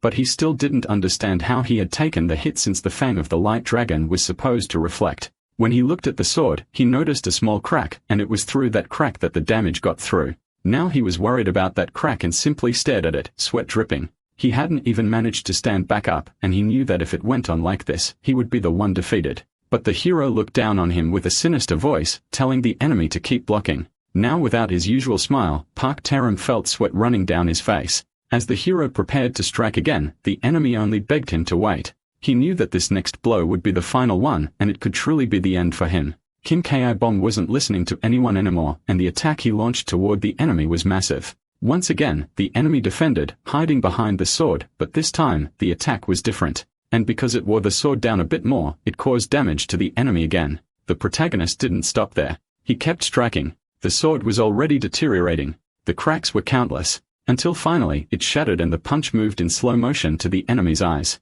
He saw the hero's fist slowly approaching his face until he was finally struck. With that, the ground around them was violently shattered, revealing the enemy was unconscious. And now the enemy was lying on the ground with his face severely damaged. However, the hero wasn't in the best condition either, as he had taken a lot of damage. He looked at the sword on the ground with dissatisfaction. His hair turned from white back to black, showing that he had deactivated his ability. Meanwhile, in another scene, the white-haired young man was running, being chased by agents from the Shield Guild. At one point, he stopped and told the pursuers that Kim Ki-bong had won the fight. That startled the agents, so much so that they turned to look in the direction of the battle to see for themselves. Down below, the protagonist picked up the sword and examined the piece that remained. None of the agents atop the cliff could believe the battle had actually ended. Upon seeing the Vice Master unconscious on the ground, they couldn't believe he had lost. The director couldn't believe his magnificent sword had been broken, even less that the guild's Vice Master, someone in the top 3 of the top 100, had been defeated.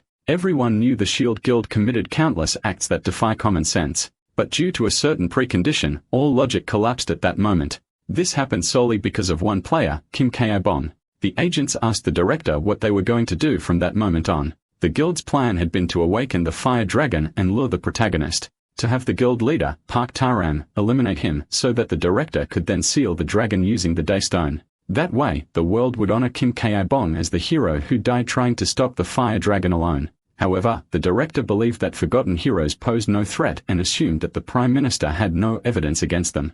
At least that's what he believed and wanted to keep believing. Wishing to return, he ordered everyone to use their return stones. One of the agents asked if they weren't going to use the Sunstone before the dragon broke the barrier. The director stated that even if the top 100 were summoned, the chance of success would still be low.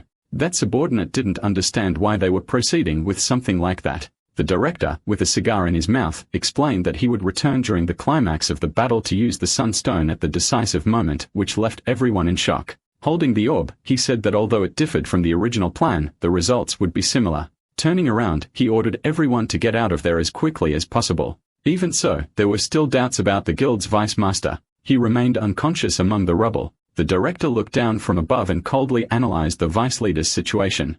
After that, he told his subordinates to leave him behind. They couldn't understand.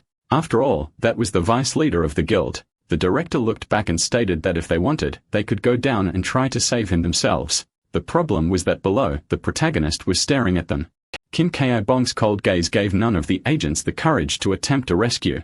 Even the director, upon looking down, felt intimidated by that figure. So he just tossed away the cigar, and they all used the return stone. They formed a circle and the magic activated, causing them all to vanish. The top of the hill glowed with the energy of that magic. The protagonist simply watched as they fled. Frightened, Kangui asked if he wasn't going to go after them. The protagonist told him to forget it. There were other problems to deal with. He was referring to the dragon's awakening. The dragon remained furious, trying to break the barrier and escape the dungeon. That creature would do anything to get out and devastate humanity. Outside, reporters were noticing that the cracks in the barrier were increasing. A specialist calculated that the damage had reached 89% and the structure wouldn't last more than 5 minutes. Upon hearing that, the Prime Minister became thoughtful and concerned. Another man asked if she wasn't going to take any action. The woman responsible for measuring the barrier was startled by the question. Everyone realized the situation was critical and the reporters weren't missing a single detail. Even the journalists, usually distant, were worried. They believed that was the fire dragon. When the dust settled, they could clearly see the beast with its enormous wings. The Panachuan insisted that the barrier was still holding. She hadn't seen the dragon before because a secondary inner barrier had blocked visibility. The Prime Minister gently touched the barrier to feel its energy. She suspected that the Shield Guild had removed its own protection. Head lowered, she thought they had succeeded in their goal of eliminating the hero. At that moment, a scream was heard and the reporters noticed there were people inside the barrier. Upon hearing that, the Prime Minister lifted her head, eyes wide open. She managed to see the silhouettes of 2 people inside the barrier. She felt satisfied, thinking that must be the hero who had defeated the guild. The reporters took pictures of the 2 figures present. They also noticed that the guild's vice leader lay unconscious on the ground. As she listened to the comments about the possibility of it being Park Terum, the Prime Minister was overjoyed. She now knew that the hero had fulfilled his mission. Alone, he had defeated the guild's vice leader. Not even she knew the boy had that much power. She asked her aides if there was any way to reach those people. They replied that they were trying to make contact via radio, but the dungeon's waves blocked transmission. She watched the monster roar louder and louder. It unleashed bursts of fire, further damaging the barrier. The analysis showed that fragility had reached 97%, and the collapse was imminent. The Prime Minister knew she had to delay it at all costs. The fire dragon couldn't be contained. She looked at the players present, but knew not all of them had arrived. There were only 30 out of 100. She needed at least 80. That's when they informed her they had made contact with the hero. She immediately asked for the radio transmitter to speak with him. Even with a weak signal, she managed to hear something. With a firm voice, she asked who she was speaking to because she knew it wasn't Kim Ki-bong. On the other end, listening through the headphones, the white-haired young man identified himself. She asked him to put the hero on the line. Quickly, the young man began speaking to the Prime Minister. She asked for news about his condition. He replied that somehow everything was under control and he was still fine. She was relieved to hear that, but she had to make a difficult request. She hesitated for a second, bit her lip, reluctant to speak. Her eyes showed sorrow, but she had to fulfill her duty. Feeling the silence on the line, he asked what the orders were. The Prime Minister entered a trance. She remained silent, sweat running down her face and lips tightly shut. Unwilling to say the words, but forced by her position, she ordered him to buy them time. As soon as he heard it, he knew he had been sentenced. She was asking him to sacrifice himself for everyone. The communication became unstable and she couldn't hear anything else. So distraught, she let the radio fall to the ground, clenching her fists. While the reporters narrated everything, they said 2 people were advancing. The cameras showed them heading straight toward the fire dragon. An irritated man asked who was that person advancing without support. The Prime Minister just turned to him, upset with a deadly look, and ordered him to be quiet. The man understood the situation was serious. She stated that this was the country's future and its hope. She said she had ordered the only person capable of saving them all to sacrifice himself. As she explained this, the protagonist was already walking, his white hair flowing. He calmly advanced toward the fire dragon. Even though his HP was dangerously low, his injuries still hadn't been properly treated, and the system kept warning him that his health was low, at that moment, below 8%. The recommendation was to take a break and rest. The hero also wanted to rest if possible. While the system kept insisting he needed rest because of his low health, he simply said he couldn't. The system offered him a way to escape easily without having to fight, but the hero said he couldn't. If he ran away, everything would be destroyed, and he'd put his mother in danger. So the system suggested that he flee to another country together with his mother. While he was tormented by the system, the white-haired young man called out to him. Kangui, seeing that gigantic beast before them, asked if that was the monster they were going to fight. Kim Ki-bong told the boy that, yes, they would have to fight it. But the white-haired young man didn't seem afraid. He thought it was amazing to fight something so powerful. The fire dragon grew more and more enraged, already launching its flaming blasts. Each blast covered a massive area of that uninhabitable territory surrounded by a containment field. Outside the barrier, the analyst reported that an explosion had been detected inside. After analysis, she concluded the barrier hadn't broken yet, but the flames were extremely intense. The Prime Minister felt even more terrified, but she had to maintain her role as a strong woman. The place where the dragon had launched its fiery breath was in ruins, more devastated than before. Kim Ki-bong was lucky that the young man reacted quickly and managed to block the dragon's attack. Even Kangui sighed in relief after realizing he'd managed to block it just in time. He had barely made it. His quick reaction also deeply impressed the protagonist. He had already sensed that power before and asked if it was related to himself. The young man, excited, replied that it was similar, but more precise. And just as he was about to give exact instructions on what that power referred to, he was interrupted by a blow from the dragon that sent him flying. After that, the young man fell far away, while the hero just looked back to track his trajectory. With that hit, the young man would definitely be out cold for a while. Thus, the protagonist concluded that once again, he had been interrupted right in the middle of an explanation. But looking at the dragon, he declared that now it was just the two of them and he couldn't hold back. So calling the huge dragon a lizard, he told it to come at him. Even without understanding the human's words, the dragon knew it was being insulted and provoked. It tried to mimic the hero too, but the protagonist was far too fast and dodged. If that blow had landed, it would have been truly devastating. And so the monster kept trying repeatedly to see if it could hit him, but the protagonist was far too quick, leaping upward, always blocking every attack. This enraged the dragon greatly. It only wanted to crush that human. When it swung its tail at the hero, he simply stopped it with his hands. Even with his body still severely injured, the protagonist still had incredible strength.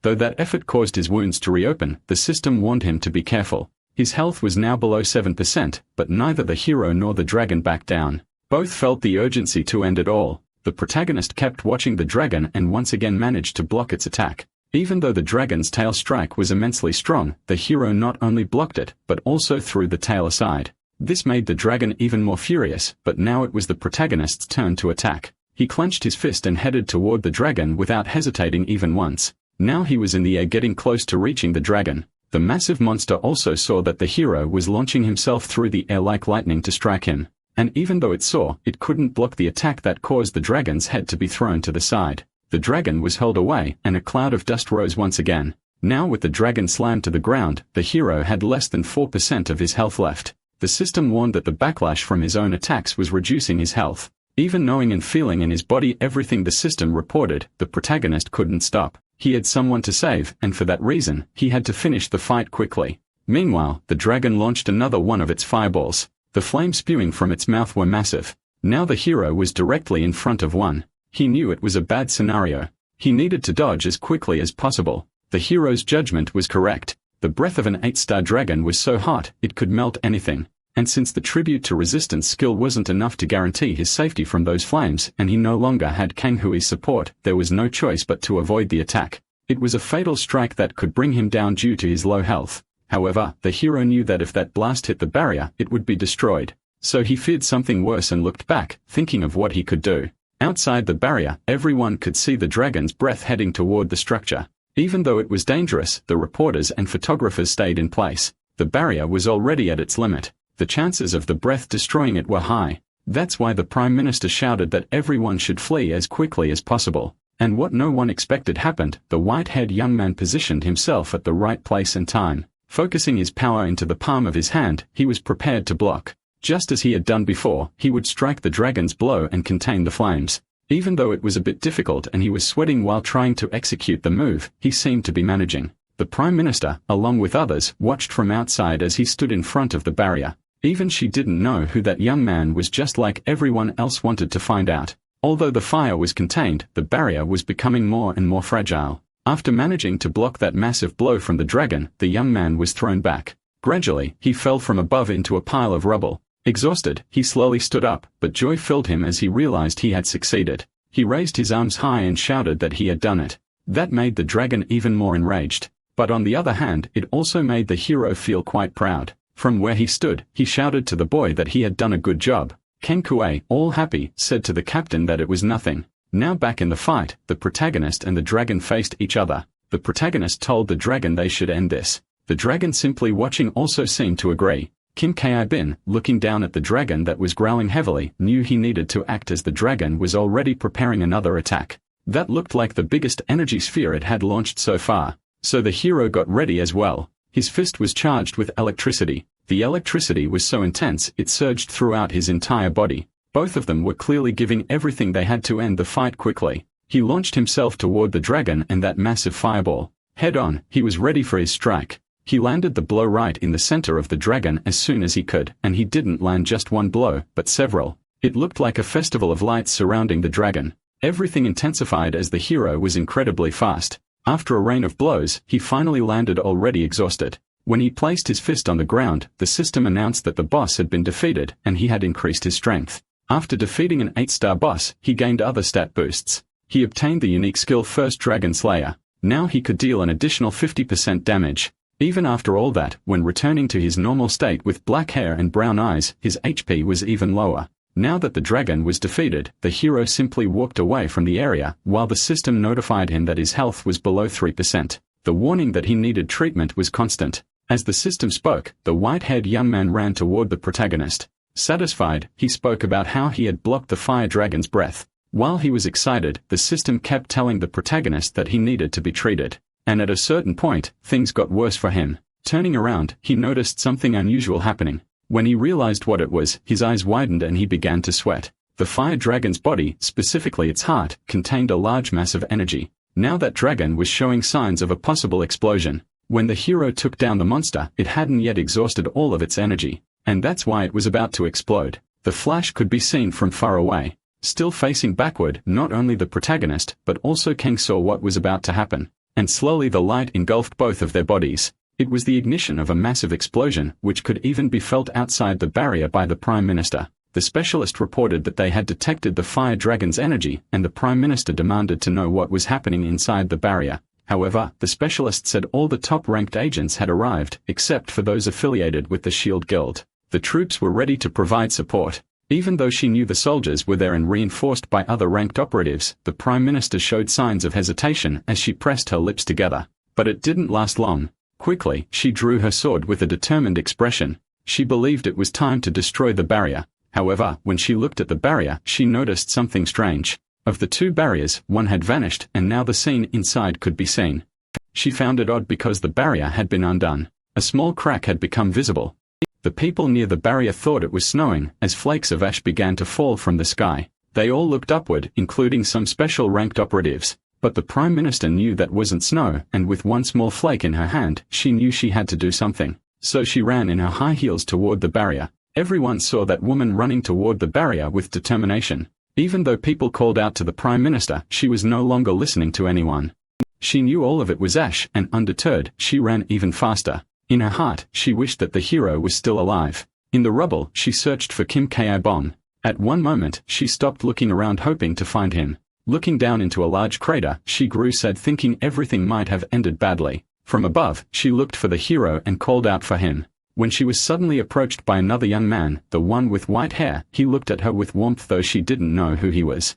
She asked him where the hero was and he said he didn't know, but he was trying to help. When he finally spotted something, he pointed to let her know where the hero was. Pointing his finger in that direction, they could see that the protagonist was leaning against what was left of some rubble. He was visibly worn out and extremely weak, but he still held the posture of a hero. Seeing him, the Prime Minister was stunned, frozen at first. Soon she walked toward him until she got close enough to praise him for a job well done. The protagonist sighed. He seemed emotional, though he was badly weakened. Even so, he had earned a new innate trait, Dragon's Dread. Meanwhile, a helicopter hovered above, capturing from the air the hero and the Prime Minister. After everything had calmed down, a clean-up was underway at the headquarters of the Shield Guild, and the secretary quickly informed the director that the reconnaissance team had reported in. But the director with a cigar in his mouth only listened to his anxious subordinate. The director tossed his cigar on the ground and walked calmly and silently, while the subordinate didn't understand what was happening. Even so, he kept calling for the director who simply walked away with his back turned.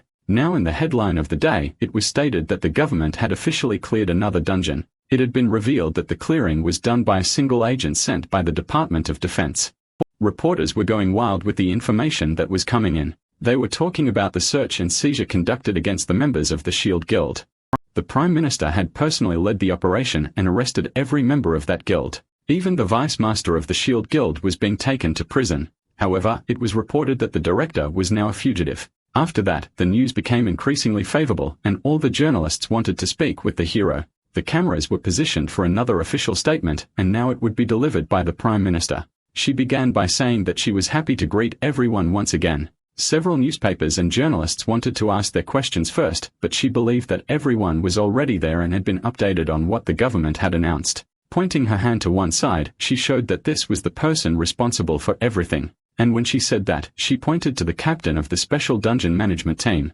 Meanwhile, the protagonist felt uncomfortable in that suit and surrounded by people, but he would have to walk toward that crowd. Despite the flashes and so many questions intimidating him, he smiled while sweating, saying it was a pleasure to meet everyone. Even though everyone already knew him, he introduced himself formally once more. After the interview, the hero was taken to a military research and technology facility. He walked, apparently a bit tired, while at his side, Kang seemed completely full of energy. And when someone called the protagonist's attention, the white-haired young man wanted to know who it was. It was the lieutenant greeting the protagonist for his heroic act.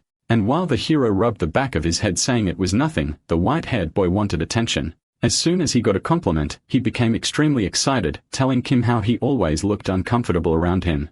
On that occasion, the white-haired boy crossed the line and got a flick to the ear.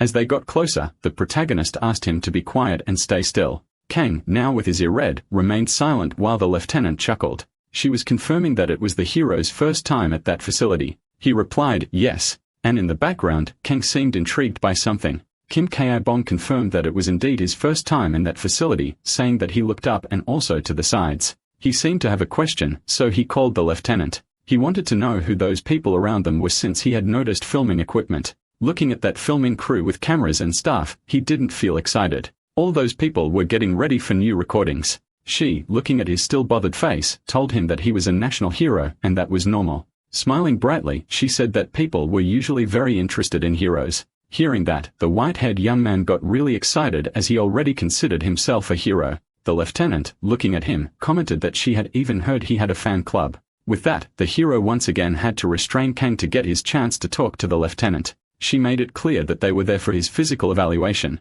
She explained that back when he enlisted, they didn't have proper equipment and they thought that since technology had changed so much, they could now get an accurate reading. The protagonist, looking at his hand, remembered that he really had never undergone an official evaluation. She explained that if they had done a proper assessment, the Shield Guild wouldn't have acted so hastily, causing all that confusion. And that reminded him of when he had to deal with the command leader, as well as the guild's vice leader, all because of a miscalculated misunderstanding. The hero gave a small smile, thinking that now things might settle down. Rubbing his head, he asked if the evaluation could be done right away. The lieutenant informed him that they were waiting for the host of the day. While the protagonist was wondering who that might be, the white-haired boy got excited again. After a moment, cat ears could be seen, and someone was talking loudly, pointing at a camera. The girl with a makeshift camera and a white cat was a local influencer. The lieutenant said that it was that girl, and both young men looked in her direction. The girl with cat ears arrived cheerfully, bringing entertainment to the place. Excitedly, she said it was a pleasure to meet and introduced herself as Yui, and she immediately extended her hand to greet the hero. He returned the courtesy, introducing himself formally and shaking her hand. She, however, seemed overly enthusiastic, shaking his arm multiple times. Still holding the hero's hand, she said that not only was it the hand of the savior, it was beautiful. Visibly uncomfortable, the protagonist just wanted the evaluation to begin. Jumping with joy, the girl said they could start as soon as possible. She wasted no time and began a live stream, speaking to her followers while pointing at the hero. She also mentioned the white-haired young man, who became incredibly excited. Kim Ki-bong felt great relief when they finally began walking toward the evaluation site. The young player and influencer missed no moment. Even while recording everything, she made a surprised face when she saw all the technology. Lifting the equipment and her hands up, she said the place looked completely different. She looked at the machinery because it was completely different from when she took the test. The lieutenant explained that they couldn't conduct a proper evaluation with the old equipment. That's why they developed new and improved machines, she said while adjusting a few. While pulling a lever, she said they would first measure strength. It was a simple device to operate, but the young influencer jumped in front and wanted to measure her levels first. So the lieutenant explained the correct way to perform the test. Already knowing how it worked, the young woman gripped the device with all her strength. She thought she couldn't squeeze any harder than she already was, even so if she tried her best until the veins on her hand were bulging. As a result, the machine began to glow and make noise. She became visibly nervous because her followers were watching and she was afraid of disappointing them. To calm her down, the lieutenant said the results were already in and she could release the device. Exhausted from exerting so much force, she figured the results should be high, but the test had been fun. The officer informed her that she was still ranked the same as in the first test.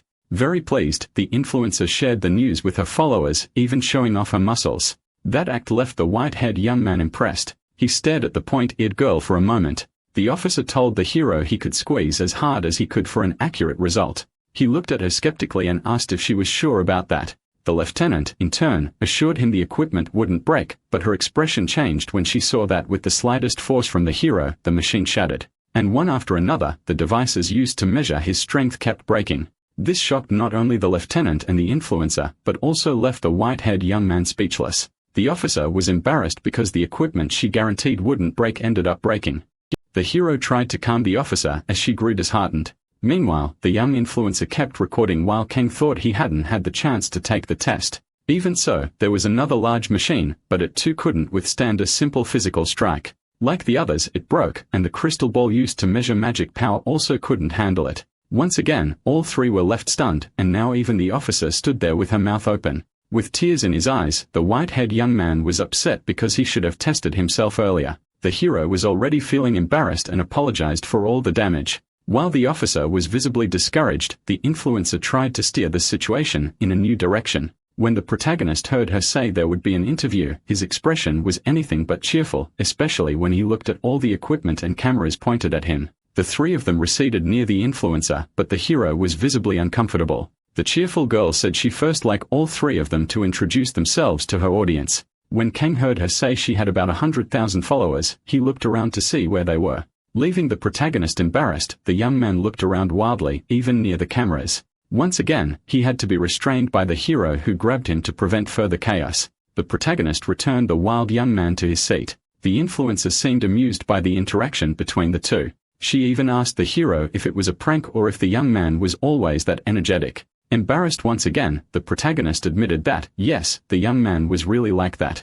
And when the excitable young man tried to ask a question, the hero reprimanded him with a gesture asking him to stay quiet. Thinking he had things under control, he sat down. Once again, the influencer asked him to introduce himself to everyone. Trying to be quick and get it over with, he introduced himself as the captain of the management team. And when he was about to say his age, he paused for a moment to remember his actual age. A bit embarrassed, he revealed that he was 30 years old. The influencer commented that she thought he was younger, while the white-haired young man said that wasn't true, that he was way older than that. The influencer then crafted her question and asked how he had become so strong. While he was still thinking about the first question, she already wanted to know the next one, why he worked for the government. After asking both questions, she simply stared waiting to hear what he'd say. At that moment, the officer lowered her head with a sad expression because she knew the real story. She looked at the protagonist and knew it was purely out of revenge for everything that had happened to his family. The memories came rushing back to him, the date his mother was injured, and how he had watched her gradually weaken in his arms until recently when she was lying unconscious in a hospital bed.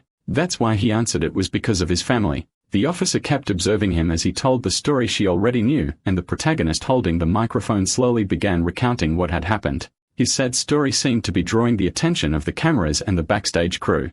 After he finished speaking, he looked in the direction of the influencer. She was sitting in a chair and appeared to be in tears. He didn't know why she was crying. The young woman just sat there with those large tear-filled eyes. Because of her reaction, all the cameras pointed at her and the crew grew concerned. The officer looked over and heard them whispering that she had also been through something. With that, she closed her eyes, imagining the young woman might have gone through something very sad. Meanwhile, the girl cried with her cat on her shoulder. She had lost someone she loved to the monsters. At the same time as the interview, at a certain house, her family was gathered. They had watched the interview, and while eating something, they thought she always went too far. Her mother watching the news thought, there she goes again, saying she lost her parents. While the mother slapped her chest, saying that both she and the father were very much alive, but the father didn't care. He just wanted his daughter to be happy doing what she loved. After crying a lot, the girl began to wipe her tears. She was doing the best she could. After the recording ended, the young woman thanked the hero for participating. While Kang made a frustrated face since he hadn't been able to say anything again, the protagonist wanted to make sure it was over for now and that there would be no more filming. But the officer told him she wasn't the one who had planned the schedule. Telling the influencer, she said that any discussion about the schedule should be with her. The protagonist looked at that girl and stated that if the tasks were over, he wouldn't want to do it again. He'd rather deal with dungeons than waste his time on that kind of thing. Even so, the officer asked him to calm down and said the next activity could be very helpful for him. He fixed his gaze on the officer and asked if she was sure about that.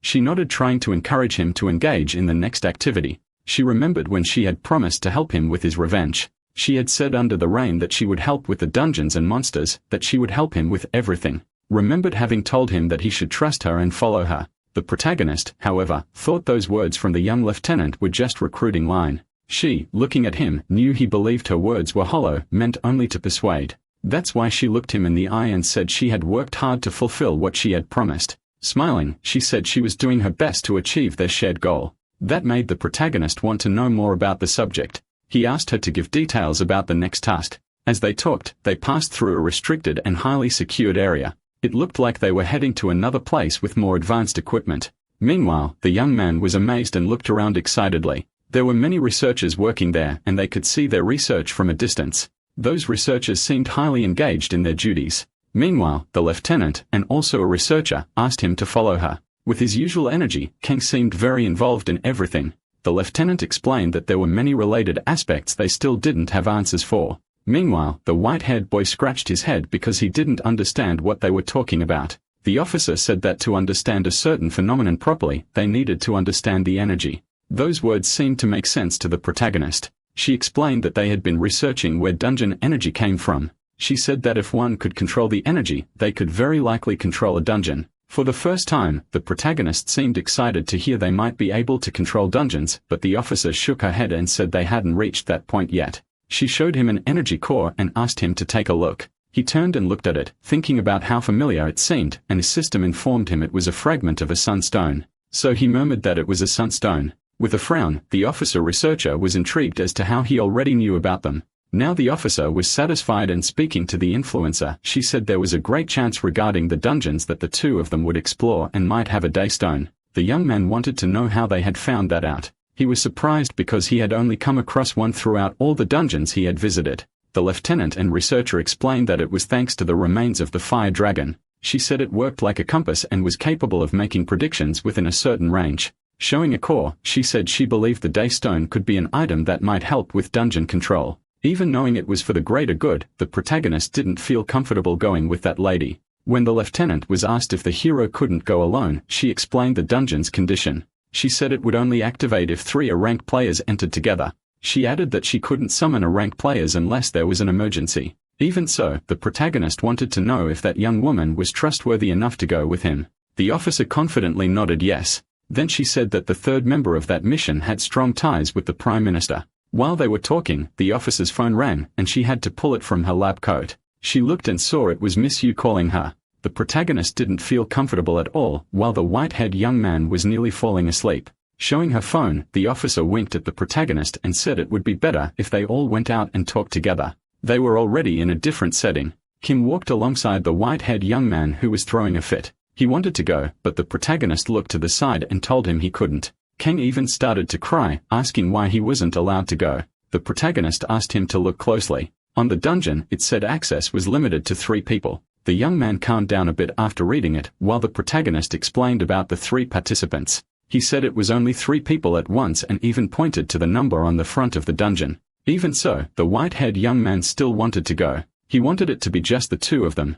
And when he asked about the third person on the mission, a noise caught both of their attention and the young man turned. It was a car speeding in, kicking up a cloud of dust and startling the 2 of them. The vehicle was large and loud, and the person dragging seemed quite skilled. It stopped close to the 2 of them, surrounding them in a cloud of dust. The door opened slowly and out stepped the young influencer. She seemed to be in constant live streams and said that soon she'd be going on a romantic date. Protagonist waved to the girl and said he needed to maintain the partnership with her. The young man still wondered if there was an open spot when he saw another pair of legs stepping down from the truck. The protagonist continued pointing and said now there were 3. This made the young man sad. Every time the hero saw that flashy girl, he seemed to get extremely uncomfortable. While the girl waved her hands trying to get the hero's attention, Kang was clearly upset.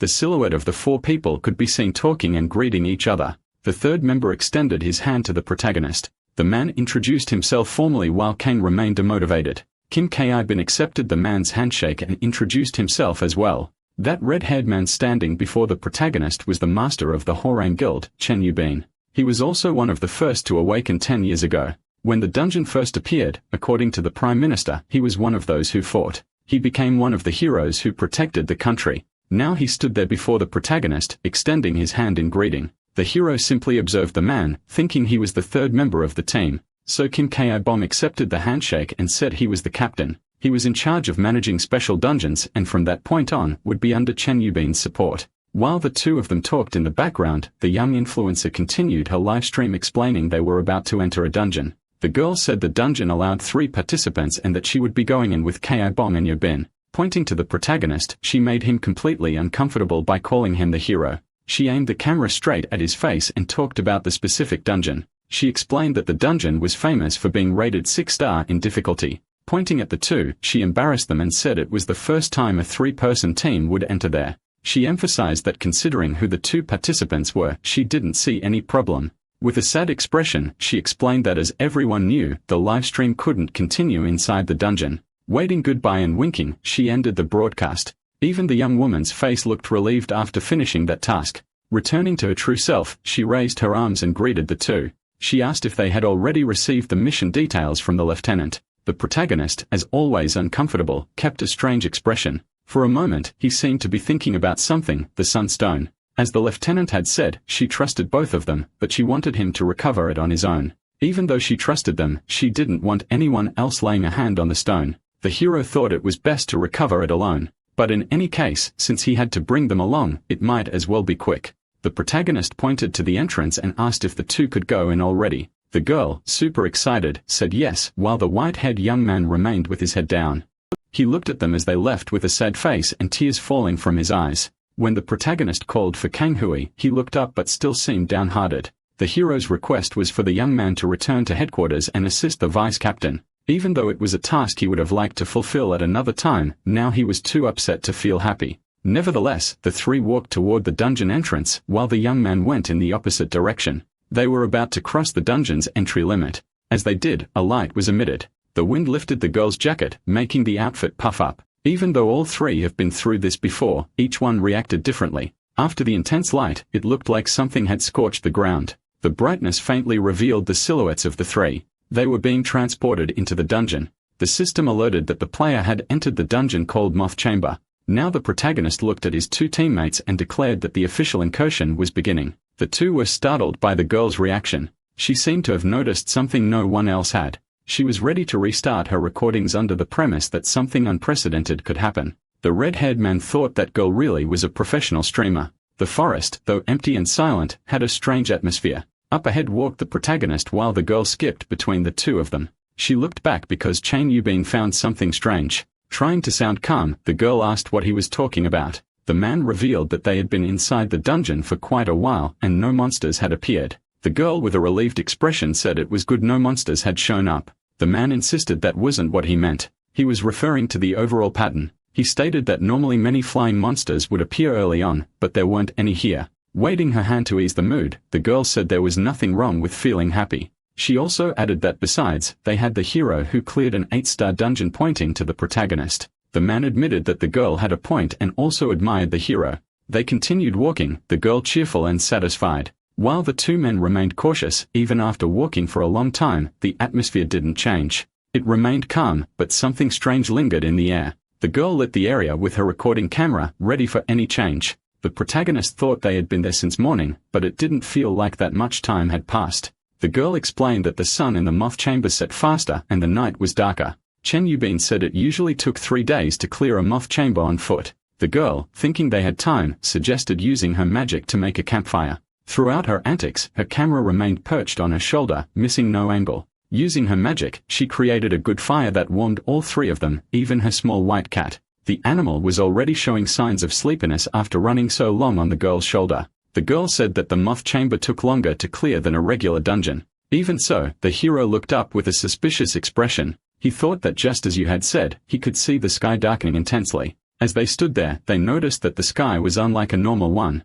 No stars, no moon, just emptiness. Meanwhile, back at headquarters, a pile of documents was building up on the vice-captain's desk. He was trying to handle all the paperwork, hoping that no dungeon would require the team's help. But the worst happened and the dungeon alarm was triggered, putting him on high alert. One of the team members arrived in a hurry, reporting that an unexpected dungeon had broken open. It was located in Jiangni province and the vice-captain stood up immediately, extremely worried. He thought this was the worst time for something like that to happen, because the captain wasn't with them. The subordinate asked what they should do since they were now without leadership. The man was sweating, reflecting that without the hero, they didn't represent much strength. They were used to living in the captain's shadow, and without him, they always performed poorly. Now standing before the subordinate, the vice-captain felt incapable of making a quick decision. However, the subordinate suggested gathering all the team members, even if they were weak soldiers, because they had to protect the nation. With that, the vice-captain clenched his fist, changing his expression. But an idea crossed his mind, making his eyes widen. He asked for all team members to be summoned, which made the subordinate uneasy. Trying to calm him, the vice-captain said it was just a speculation, but they had to hold on to hope. Meanwhile, the white-haired young man was sleeping in the dormitory. He had cried so much that his face was red, because he wished he had gone along with the hero.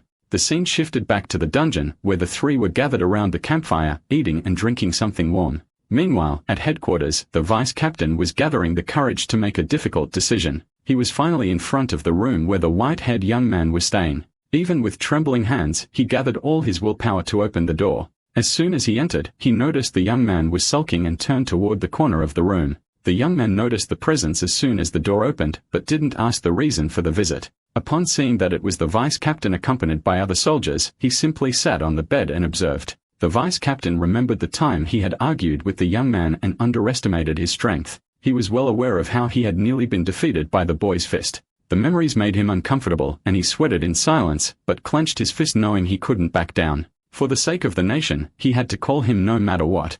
Looking at the young man, he didn't know how to address him, whether to call him a rookie or something else. It was evident that the boy was far too strong to be treated like a beginner, and he recalled the fight between him and the captain. He knew that any wrong choice of words could irritate him, and with the captain absent, things could spiral out of control. While he was thinking about how to deal with the young man, one of the subordinates directly called him a rookie. That made the vice captain look at him strangely, expecting an immediate reaction.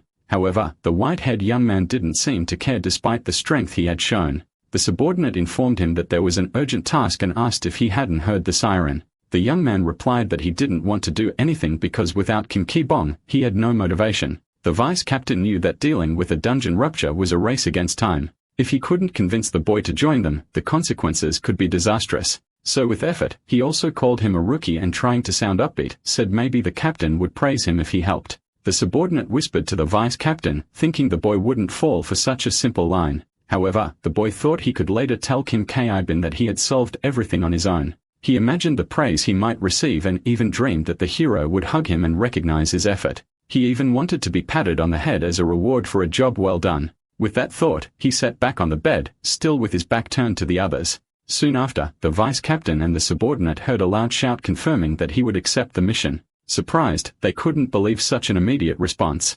With teary eyes, the boy asked if it was true that the captain would praise him. He said that if so, he wanted them to show him the way, although he was already running ahead. The vice captain commented that even while asking for directions, the boy was already taking the lead. Now he could be seen walking backward, smiling, and humming like before. Meanwhile, inside the dungeon, the atmosphere was different, foggy, and tense as the three moved forward cautiously. The protagonist asked the system to locate the presence of monsters. After some time, the system confirmed that there were no monsters within a 3-kilometer radius. This information struck the protagonist as odd, and he recalled the words of his companions. You drew the others' attention by saying something felt wrong.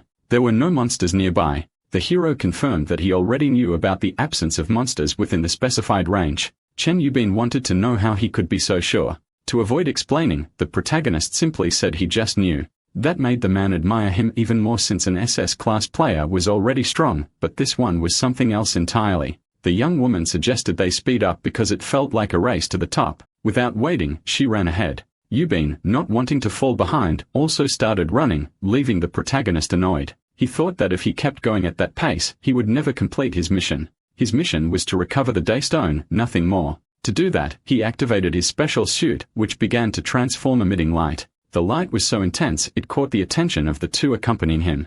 They only saw a flash moving at high speed. It was a blinding light, and the wind it generated signaled the protagonist's presence. You thought that man was magical, but she didn't understand the nature of his powers since he didn't use magic. Yubon also wondered what kind of power it was if not magic. The hero didn't like wasting time, so he went straight to investigate the area. Stopping at a rocky point, he asked the system to locate the Daystone. The system began scanning, checking several areas until it completed the search. A signal of light appeared indicating the direction of the objective. He just had to follow that path to find the Daystone. After landing, only the glow of his arrival could be seen in the rocky area. The protagonist had white hair, a common trait when using his maximum power. The system informed him he had reached the destination and navigation would end. He found it strange and stopped in front of the stone, which seemed to rest on a pedestal made precisely for it. Taking the first step, he triggered some sort of trap. Black and violet lights took over the surroundings, bringing forth various monsters.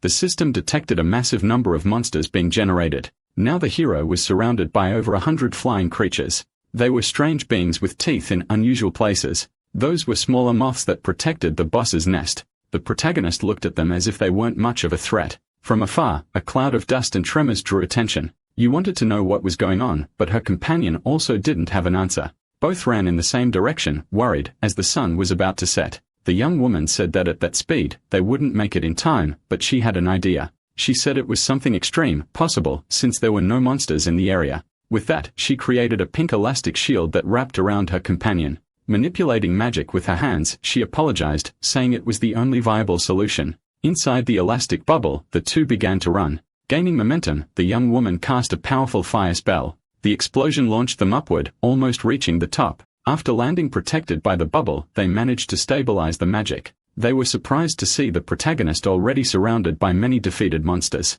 They were still inside the bubble and believed barely 5 minutes had passed. They had run as fast as they could to the top, but that man had already dealt with everything.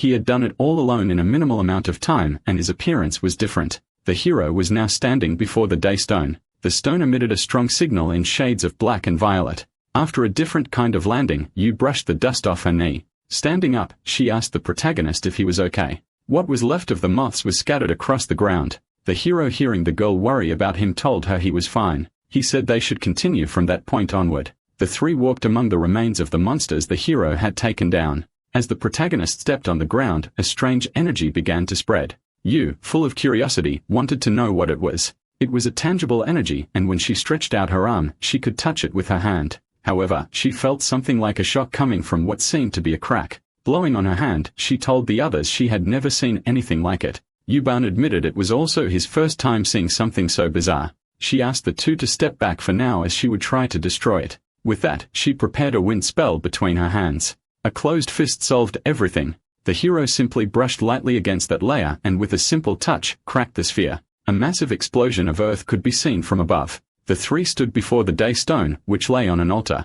And now that the barrier had been damaged, it could easily be reached. The protagonist turned his head and asked everyone to move forward. The girl, a bit uneasy from finding the protagonist strange, replied yes. And the three once again set off through the fallen monsters. Now the protagonist stood before the daystone along with the other two. The system asked the hero if he wanted to absorb the daystone, and he coldly replied no. Once again, the system tried to confirm whether the player really didn't want to absorb the stone. He simply ignored the system and reached out his hand to take it. He was just a few centimeters away from touching the black sphere. When he finally touched it, he felt something was happening. Before fully grabbing it, he noticed an emanation coming from it in shades of black and violet. Curious, he wanted to know what was going on. A powerful energy overwhelmed the three of them, and none of them knew what it was or where it came from. It felt like a darkness was hovering around the three of them. In an instant, the three were consumed by that wave of black and violet energy. Far from there, the scene was different. The sky was blue, and a helicopter flew overhead.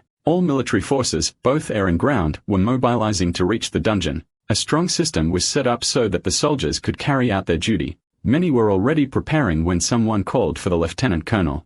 That tall white-haired man turned with a strange look. He quickly realized they were members of Kim K-Bong's group. While the lieutenant colonel took out a tobacco stick, the vice captain asked about the situation. The old war veteran looked at the vice leader, who commented that he was sure all the dungeons had already been cleared. The officer replied that he wasn't sure either, but had received reports about a dungeon with strange behavior. The vice captain had also seen that report and knew it was only predictions, but they could be wrong. He thought it might have been a coding error, but now that he was there, he found it unlikely. The old war dog asked where their captain was and why they had come alone. The vice captain, slightly intimidated, said the captain was on another mission under orders from the prime minister. The man discarded the tobacco and threw it on the ground, saying that was terrible news. That old marine wanted to have enough ammunition since they couldn't count on the captain's talent. Then the vice captain told the lieutenant colonel that they had something, a trump card. The man wanted to know what it was as citizens' lives depended on it. The vice captain knew that and risked his position by claiming the rookie could handle it.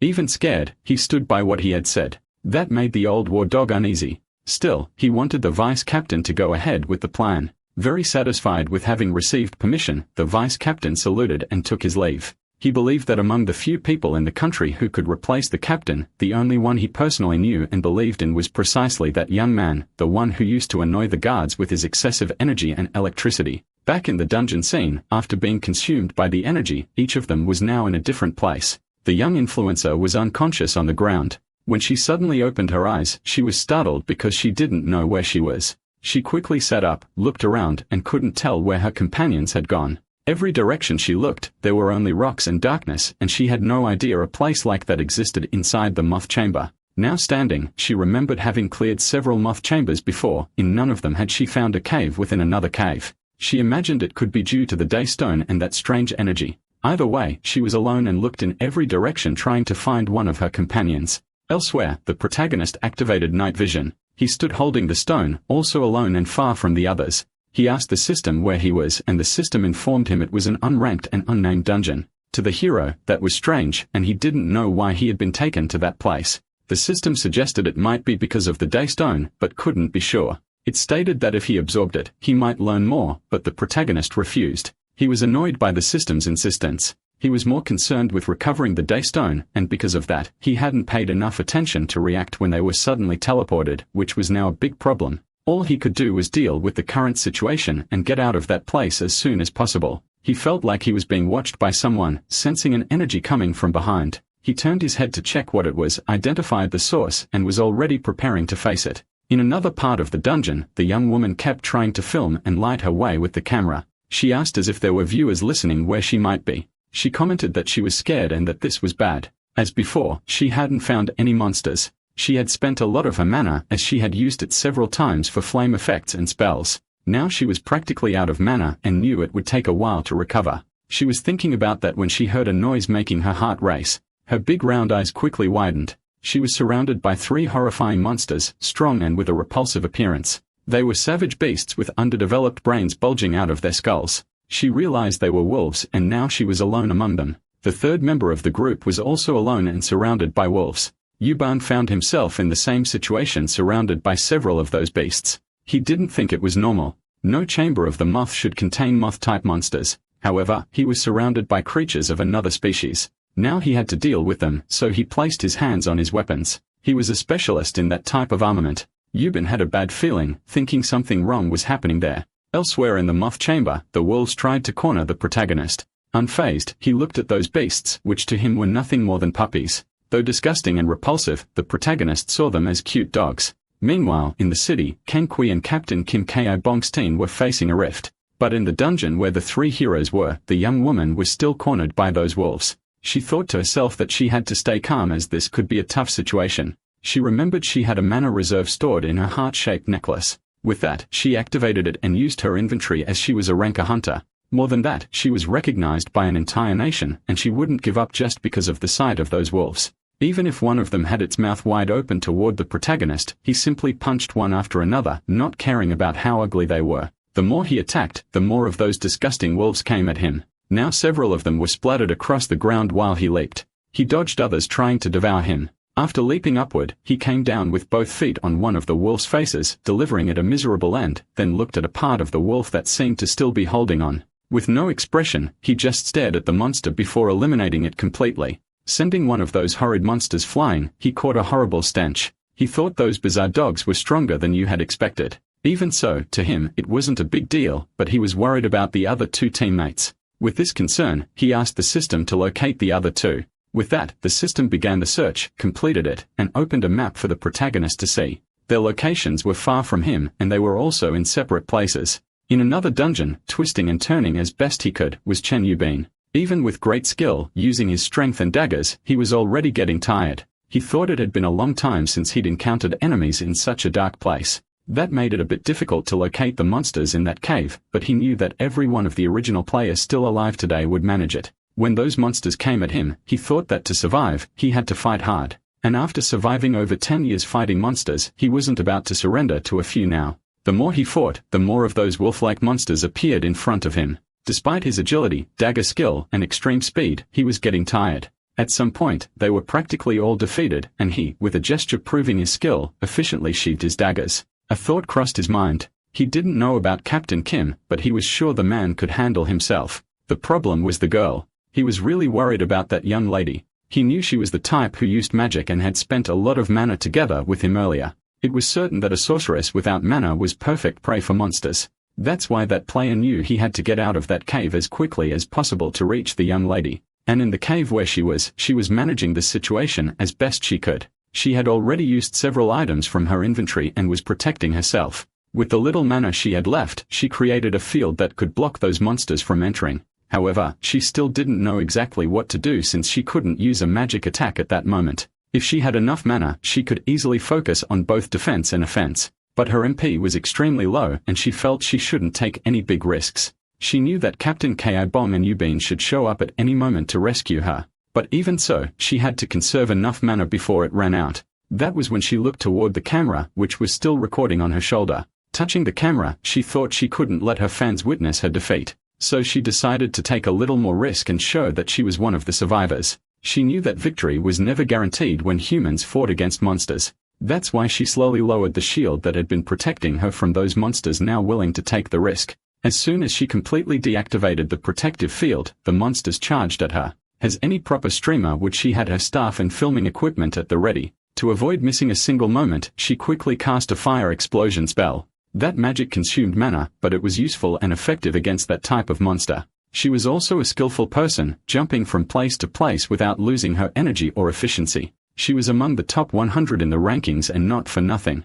After positioning herself, she launched the lightning spell, hitting several of the nearby monsters. Now those monsters were nothing more than charred remains. Although the attack had been effective, her MP was now completely drained. She felt that now being totally out of mana, she was starting to feel dizzy. She also had a throbbing wound on her arm and knew she should have avoided that attack altogether. Staggering, she hoped the other two were safe and doing well. However, what she hadn't noticed was that one of the monsters wasn't completely defeated. On the ground, it trembled, showing signs that there was still life in that monster. She felt it as it approached from behind her. When she turned around and saw the monster, she also saw daggers flying in that direction. It was just in time for a second group member to arrive and defend her. Now seeing that she hadn't been hit, she was relieved to have been saved by Yubin. He was also satisfied having been able to find her thanks to a large beam of light. Even though the two of them were still inside the cave, she took advantage of the calm moment to drink an elixir and recovered some of her MP. After consuming the drink, she gave thanks, finally feeling alive again.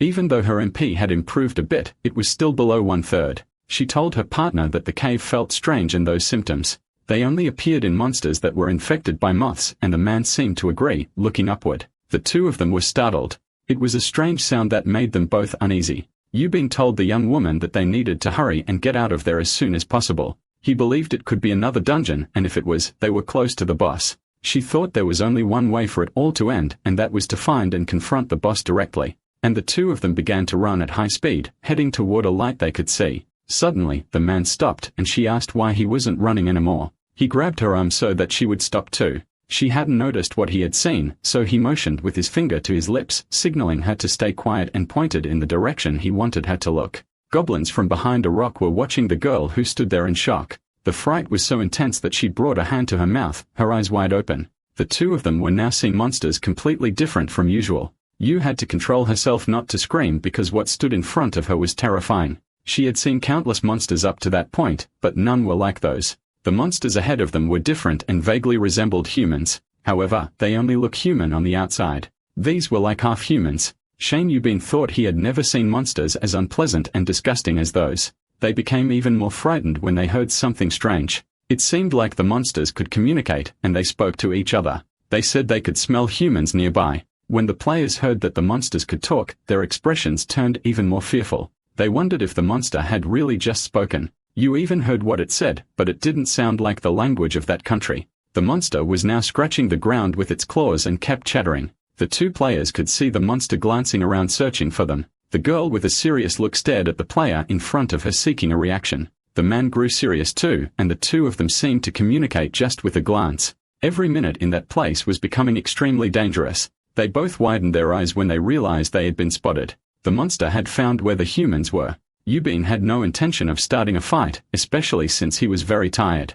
The young woman didn't want to fight either since her mana was extremely low, but the monster wanted to fight and launched an attack. The two of them dodged quickly. They both had extreme flexibility and agility, which allowed them to evade the attack. Yubin, who was very skilled with his daggers, quickly prepared to grab them. The young woman also began forming a magic circle in her hand to search her inventory for something to fight with. Now that player was ready. It wasn't what he wanted, but he had to face that monster. The enemy was terrifying and vanished into a cloud of dust, revealing only its silhouette. Yubin noticed that the monster in front of him was extremely fast. The monster, realizing it was superior to humans, burst into laughter. Meanwhile, they assessed that monster. It was full of scars that looked like surgical stitches. Even with minimal analysis, much was already clear. That body wasn't a genuine monster's body. It was something artificial. Yoan asked his companion how much mana she had left. Seeing that her partner needed help, she said she could cast no more than 4 or 5 spells. Even so, she stated that this would be more than enough.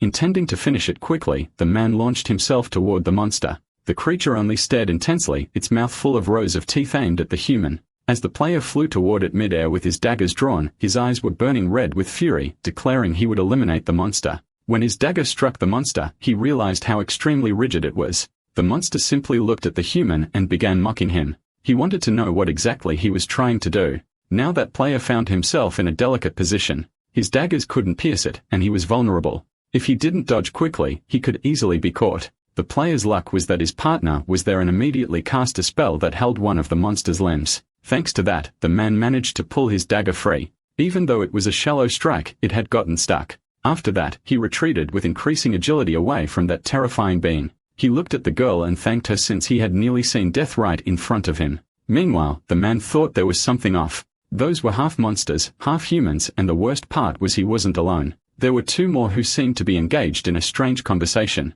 He thought that if those two joined the fight, both he and his partner would be in serious trouble. So he called the young lady. He had something to ask of her. Moving behind her, he confirmed if she could buff him with the remaining mana. Prepared with her staff, she granted him acceleration, flame sword, and strength. Now his attributes were at their peak. The buff she gave him would last for some time. Now the player felt energized as if his entire body was overflowing with power. He could feel his leg muscles intensifying, and that strength coursed through his whole body, giving him extreme agility. The monster found it strange that suddenly, the man had become much faster. Now the two were fighting on equal footing, even managing to land damage on the monster. King Yubin's speed had reached absurd levels, and with that, he was dealing significant damage to the monster. This made the female player very satisfied, knowing the man was now surpassing the monster. She knew that normally he wouldn't be able to cut through the monster's hide, but this was possible thanks to the buff. However, Chen Yubin started to have doubts, especially when he saw how similar those monsters were to humans.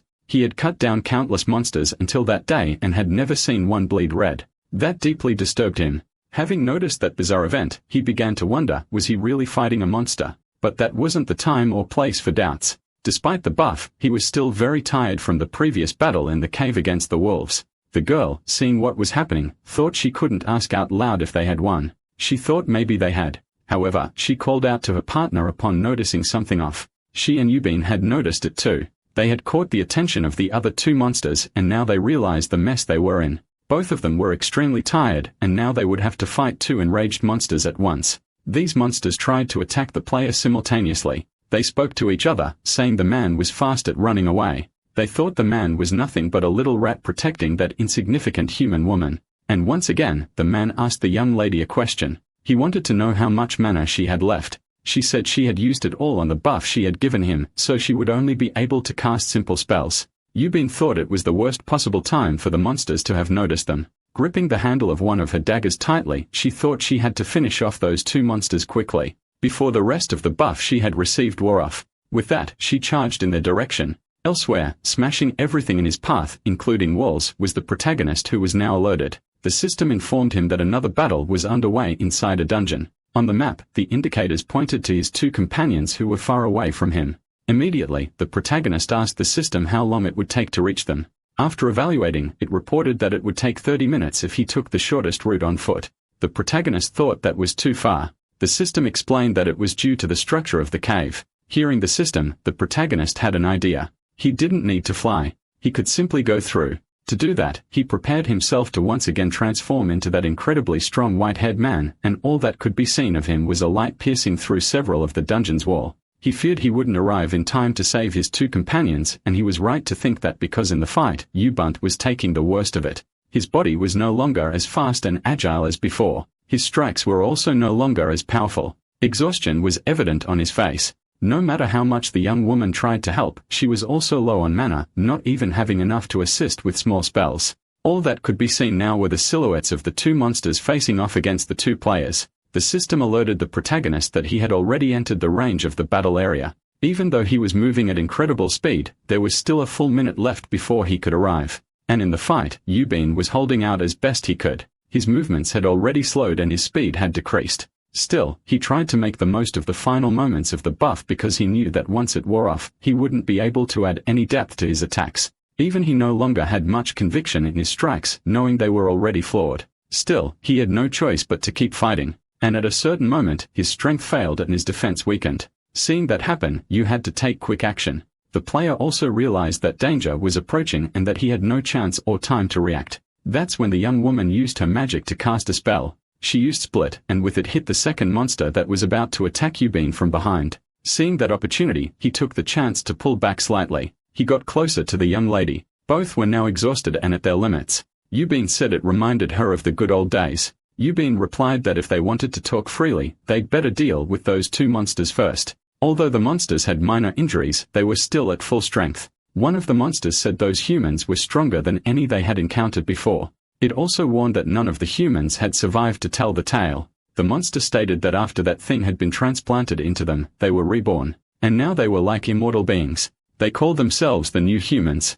Yubin had no idea what the monster was talking about, so he just stared in anger. The monster was about to show them the power it had spoken of, something overwhelming. One of them opened its mouth wide and began to suck in the monster that had been eliminated, and then continued absorbing the two monsters that had been defeated by the two players. Both the man and the young woman couldn't understand what was happening. Yo was stunned to see the monster absorbing the others. They wondered what kind of monster could that be, one capable of constantly transforming. Now the two of them stood before a super powerful monster, while both were on the verge of collapse. Yubin didn't even know exactly what was in front of him. It looked like a fusion of three parts, more like a robot. The girl had no idea what was going to happen since she was out of mana. Yubin, closing his eyes, also felt like he was completely out of strength. In front of him was a creature that now had 3 heads and 3 times the strength of a regular monster. For them, it was the worst possible scenario.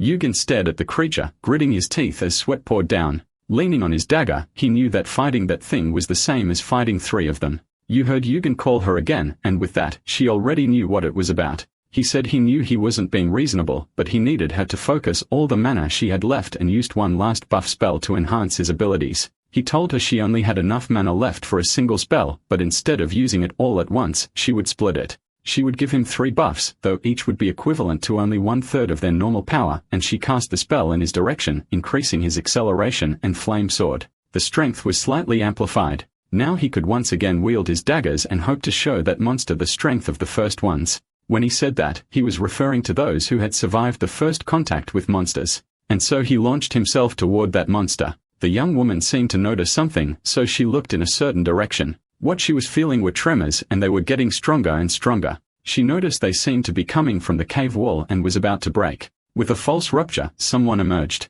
It was the protagonist. He seemed to be moving at 1,000 miles per hour, ready to defeat the monster. The girl simply watched as the 2 men were charging at the monster from different directions. Yubin seemed to notice something as he looked at that monster. The protagonist was very close to the monster without showing any sign of fear, and with a single punch, he shattered the monster, sending it flying through the air. The light was so intense it covered the area. The monster was now nothing but dust, and the 2 of them were seeing all of it unfold right before their eyes. Yubin and Yui knew the protagonist was strong, yet both of them widened their eyes in shock. Now after the flash and all the dust, they saw the silhouette of someone approaching them. The protagonist, surrounded by dust, said it was a relief, and they immediately recognized his voice. The hero, still with his white hair, said he had barely made it in time to save them. Now the 3 of them stood near that strange monster. The hero was notified by the system that a day stone had been found, which seemed odd, since he already had one in his pocket. Still, the system wasn't malfunctioning. It was referring to another stone that carried unknown energy, one he had found after defeating those monsters. Meanwhile, the young woman admired the body and fragments that were still twitching from the monster. Yubin, seeing the monster still moving, told the girl he would finish it off. But the hero asked him to wait a moment, a request that made both of them uneasy. While they waited, the protagonist asked the system to absorb the energy. Even though it warned him that it was a small and impure energy, it was still possible to absorb it. As he began absorbing those fragments of impure energy, the monster started to deteriorate. The light was so intense that the 2 had to raise their arms to shield their eyes, but the protagonist remained calm, eyes closed, absorbing all that energy. Once the stone was successfully absorbed, he was able to unlock another function in the system. The hero noticed that the system was becoming increasingly expressive. After absorbing the energy, the other 2 players noticed the monster slowly fading away. The system notified the protagonist that it could sense the dungeon where the boss was located, and that's exactly what the girl said. They still hadn't found the boss, the Queen Moth. As the protagonist stood still, he heard the girl say they would have to destroy it to clear the dungeon. With that, he simply walked forward and then gave a light punch to the wall. That was enough to raise dust and scatter pieces of rock in all directions. After breaking through the wall, they found something, which once again made their companions uneasy. The protagonist didn't care. He just kept walking into the hold he had just created. Yubin told her they should follow the protagonist. So the 2 began running in the same direction the hero had gone. Reaching a certain place, they stopped. And once again, they were terrified. The image before them was horrifying. The great boss, Queen Moth, was trapped in a large pentagram. The system warned that it could sense the corrupted fragment of a daystone inside the dungeon's boss. The protagonist couldn't believe that the monster before him at death's door was the boss. The system stated that the monster was currently incapacitated and seemed to be asking to be put down. The protagonist found it strange as he didn't know the system could read monsters' emotions. The system wasn't capable of reading their minds, but it could detect basic emotions. That monster was feeling fear alongside resignation, and that was new to the protagonist. He wanted to understand why that monster wanted so badly to be eliminated and what had happened to make it desire death. Of course, the protagonist wasn't the only one who found this situation strange. Their main target was the Queen Moth, who should have been in the Moth Chamber. However, she was in an unknown cave within a dungeon full of bizarre monsters. Until now, she hadn't even been identified. And on top of that, she was gravely wounded and trapped inside a massive magic circle. The suspicions of the Ranker hunters turned into uncertainty as they observed that monster. Yu was the only one in the group who understood more about magic and was studying the formation of that magic circle. It was certain that she had already gone through several moth chambers during her career. She was absolutely sure that things there were completely abnormal. After analyzing the magic, she stated that it was a restriction magic circle, but not just anyone could activate it. Even more so, because it was such a large circle, it would require the skill of a Ranker or possibly even a Rank S hunter. Yubin found it all extremely bizarre and couldn't understand why the monster was opened up or why its organs had been taken. It was clear that those were not normal battle wounds. The cuts should have been rough and uneven, but in that monster's case, the cuts were incredibly precise and extremely clean. Upon examining the situation, Yubin realized that the organs and useful parts had been removed and the monster had been left to die. Yubin had come to the same conclusion, and it was so horrifying to her that she bit her lip nervously. It was nothing less than an artificial dungeon, and now they stood before a great being in pain. Yubin's facial veins bulged with rage because he couldn't believe what he was seeing. He ground his teeth, stating that it was obvious that experiments were being conducted on monsters. The protagonist thought the same thing, but it wasn't entirely unexpected for him. After all, he had witnessed similar research being conducted in his own country using the remains of the fire dragon. Now all the protagonist wanted was to escape that dungeon before something terrible happened. So he moved forward and entered the circle, approaching the Grand Moth Queen. He didn't look at her with hatred as he did with other monsters, but instead showed a ray of pity. He asked the system to absorb the fragments. He knew that by completing this, he would also end the suffering of the great monster trapped in the magic circle. Little by little, the system began absorbing that corrupted energy. You noticed that the same phenomenon from before was happening again, and she widened her eyes. Meanwhile, another participant kept a firm expression, knowing it was the same glowing fragment. The protagonist continued to absorb the energy in the middle of it all. The monster, before fading, seemed to say something as if thanking them for being freed. Slowly, it disappeared into the intensity of the light, and the hero simply closed his eyes. After the system announced that the energy absorption from the Day Stone was complete, the monster continued disintegrating until only dust remained. And after that, not even the dust was left. Only the three of them remained inside that dungeon. Now the circle was breaking, allowing them to leave the dungeon. Even with everything over, Yubin was no longer the same. His feelings had changed since entering. The protagonist noticed this in his expression and knew he wanted answers and explanations. That's why he said he would explain everything. But first, they needed to leave the dungeon.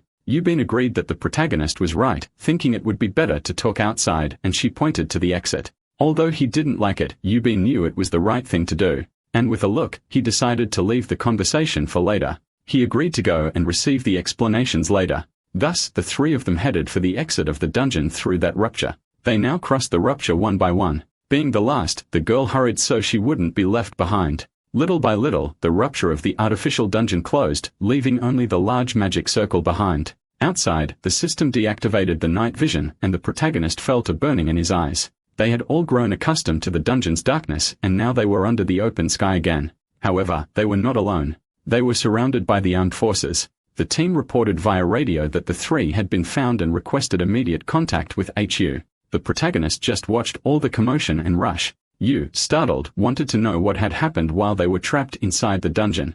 A soldier approached and asked if the three of them were okay. Everyone looked toward the lieutenant, who showed deep concern. After some time, she had already explained the whole situation. They now knew that 2 months had passed. But to them, that was impossible as a moth chamber took only 3 days to be cleared. Saddened, the protagonist asked the system to verify whether the information was true.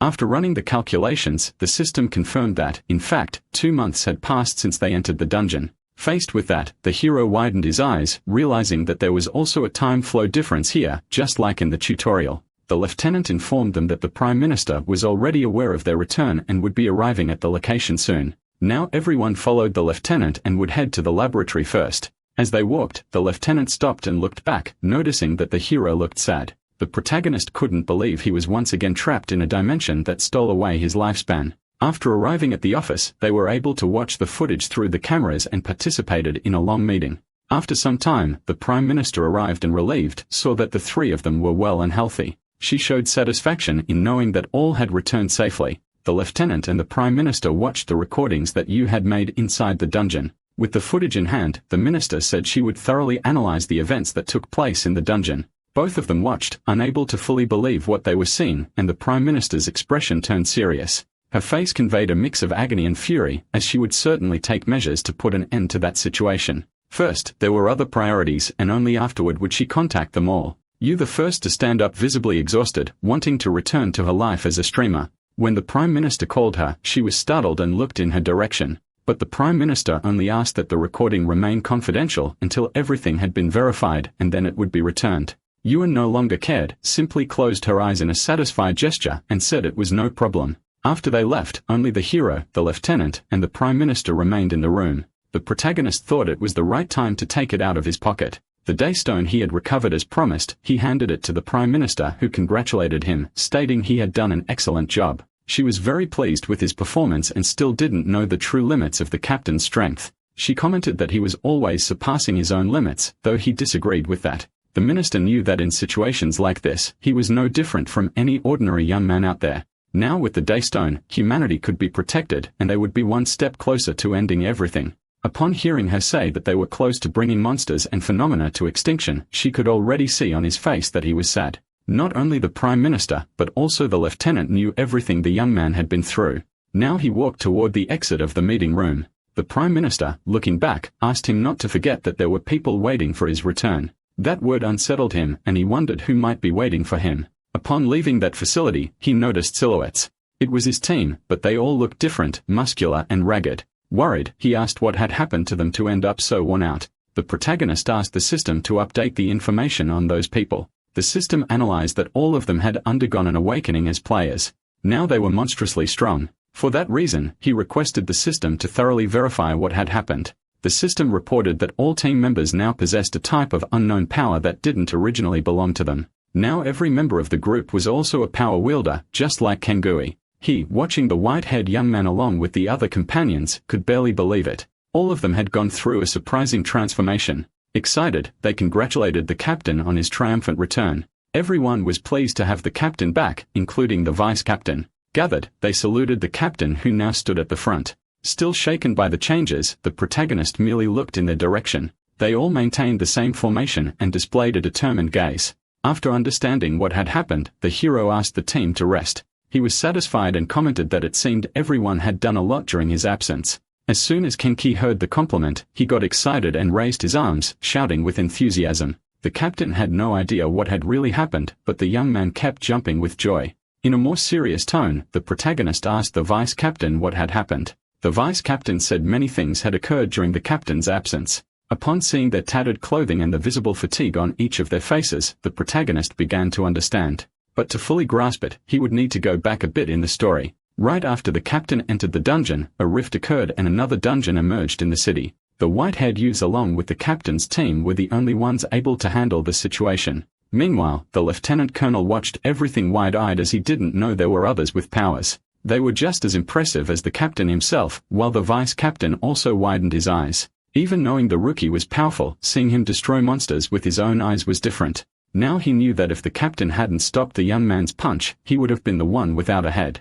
In the place where the monster had been thrown, it could have been his own body. The vice-captain felt sick just seeing the creature's fallen head and how Kang had handled everything. Just imagining it made his expression turn to horror, convinced that it would have been him in the monster's place. Han Ju-woon, the vice-captain, was in shock at Kenki's strength and also relieved to have him nearby. But at the same time, he felt frustrated with his own weakness, and so he clenched his fists in anger. With a determined look, he concluded that there had to be a way to become stronger. He couldn't always depend on the captain.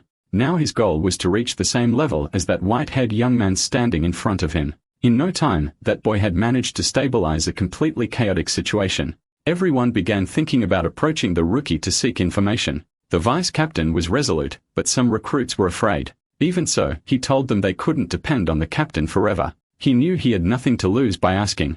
If the rookie answered, great. If not, so be it. One of the soldiers was anxious, thinking the rookie might hold a grudge against the vice-captain, but the vice-captain assured them that it wasn't something to worry about. He said he would handle the matter himself and walked toward the boy. As he got close, he started speaking, still stammering a bit in front of the young man. Kangui listened carefully to the questions, analyzing everything as they wanted to know how to become strong. Now he stood before them, ready to explain the power he possessed. The vice-captain explained that if it was possible for regular humans to acquire power, they were all willing to follow his orders. Looking at the white-haired boy, he declared that they were more than ready to obey. That made the boy smile slightly as if an idea had formed in his mind. When he asked if everyone wanted to learn how to become stronger, the group's anticipation grew. The young man then stated that, yes, it was indeed possible for everyone to reach a level similar to his. Sometime later, in a rocky and isolated area, the soldiers were exhausted. They were training hard just as promised under the leadership of the white-haired youth. Everyone was on the brink of collapse and the vice-captain asked how much longer it would take to get there. Happily, Kangui turned around and said they were almost there. After a few more steps, they stopped in front of a waterfall. Everyone was terrified and tired, but that would be the training site where they would become stronger. The vice-captain wondered how such a wild place could serve as a training ground. He then asked if the young man planned to start training under the waterfall. The boy looked at the officer and said that was exactly it, curious how he had guessed. The vice-captain was surprised he had guessed right, since the plan included meditation and strange herbs. Kangui looked at the officer and confirmed that the training would be just like that. Now standing before the boy, everyone was a little uneasy. To set an example, the vice-captain was the first to take off his jacket and begin the training. Seeing that he was taking it seriously, the others began to watch him with respect. The vice-captain declared to the young man that from that moment on, he was under his command. That seemed to please the white-haired youth greatly. He stepped under the waterfall and began teaching the others how to train properly. He also demonstrated hand-to-hand combat techniques. While the others sweated, he remained calm. After that, they hung from trees to develop strength and flexibility. They climbed tall mountains and whenever they got discouraged, the vice-captain gave them motivating scoldings. They trained with ropes, carried logs and heavy stones, and did other grueling exercises. It seemed the hardest task of all was hunting a wild boar. Everyone was turning rugged. After catching the prey, they sat around a campfire and ate. Then they rested after an intense day of training, ready to start again the next day. That was when Kangui began to teach some more advanced tactic. Little by little, like a sprouting and growing plant, the soldiers began to develop. The routine exercises were already becoming easier, which made the young man very satisfied. They were like sprouts that had grown enough to finally take shape. Now in the vice-captain's eyes, there was not only determination, but also strength and potential. He was now able to meet the expectations of Kangui and the entire team. When the training finally ended, those soldiers were completely transformed into true combat monsters. After recounting everything that had happened, the protagonist asked if that was all. The vice-captain confirmed that it had happened exactly as reported. He also stated that from now on, they would be his rearguard and wanted him to trust them. Looking firmly at the group, the protagonist placed a hand on the vice-captain's shoulder. Staring him in the eyes, he stated that it wasn't just from now on. He had always trusted him to guard his back. Those words brought everyone to tears, leaving the team even more excited to fight alongside their captain. As they got too close, they began hugging him, and he asked them to give him a little space. Meanwhile, the white-haired young man watching from a distance could see the satisfaction in that team. Alone, he began to laugh because during the 2 months that Kim Kai-bong was inside the chamber, the team members used that time to increase their strength and strengthen their bonds of solidarity and camaraderie. Far away in a dark place, a figure was analyzing technical records of certain players.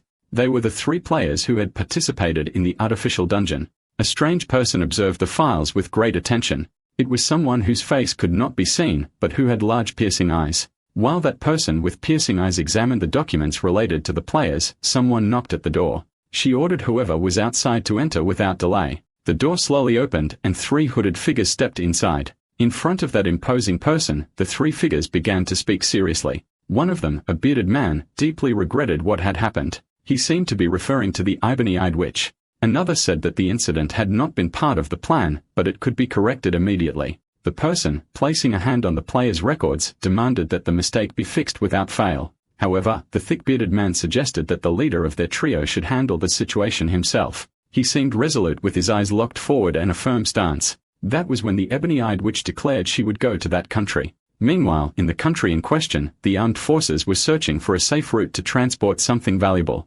Communication between them was constant via radio, while the driver remained fully alert. The soldier next to him, on the other hand, kept dozing off, being constantly scolded. The driver demanded that his companions stay awake as they were transporting the corpse of the fire dragon, but the other soldier could barely stay awake that day and seemed exhausted. Whenever the driver looked away, he used the moment to sleep, and when woken up, he'd say everything was under control. Even so, the driver found it absurd to underestimate the remains of an 8-star monster, especially at a time when the country was conducting highly important research.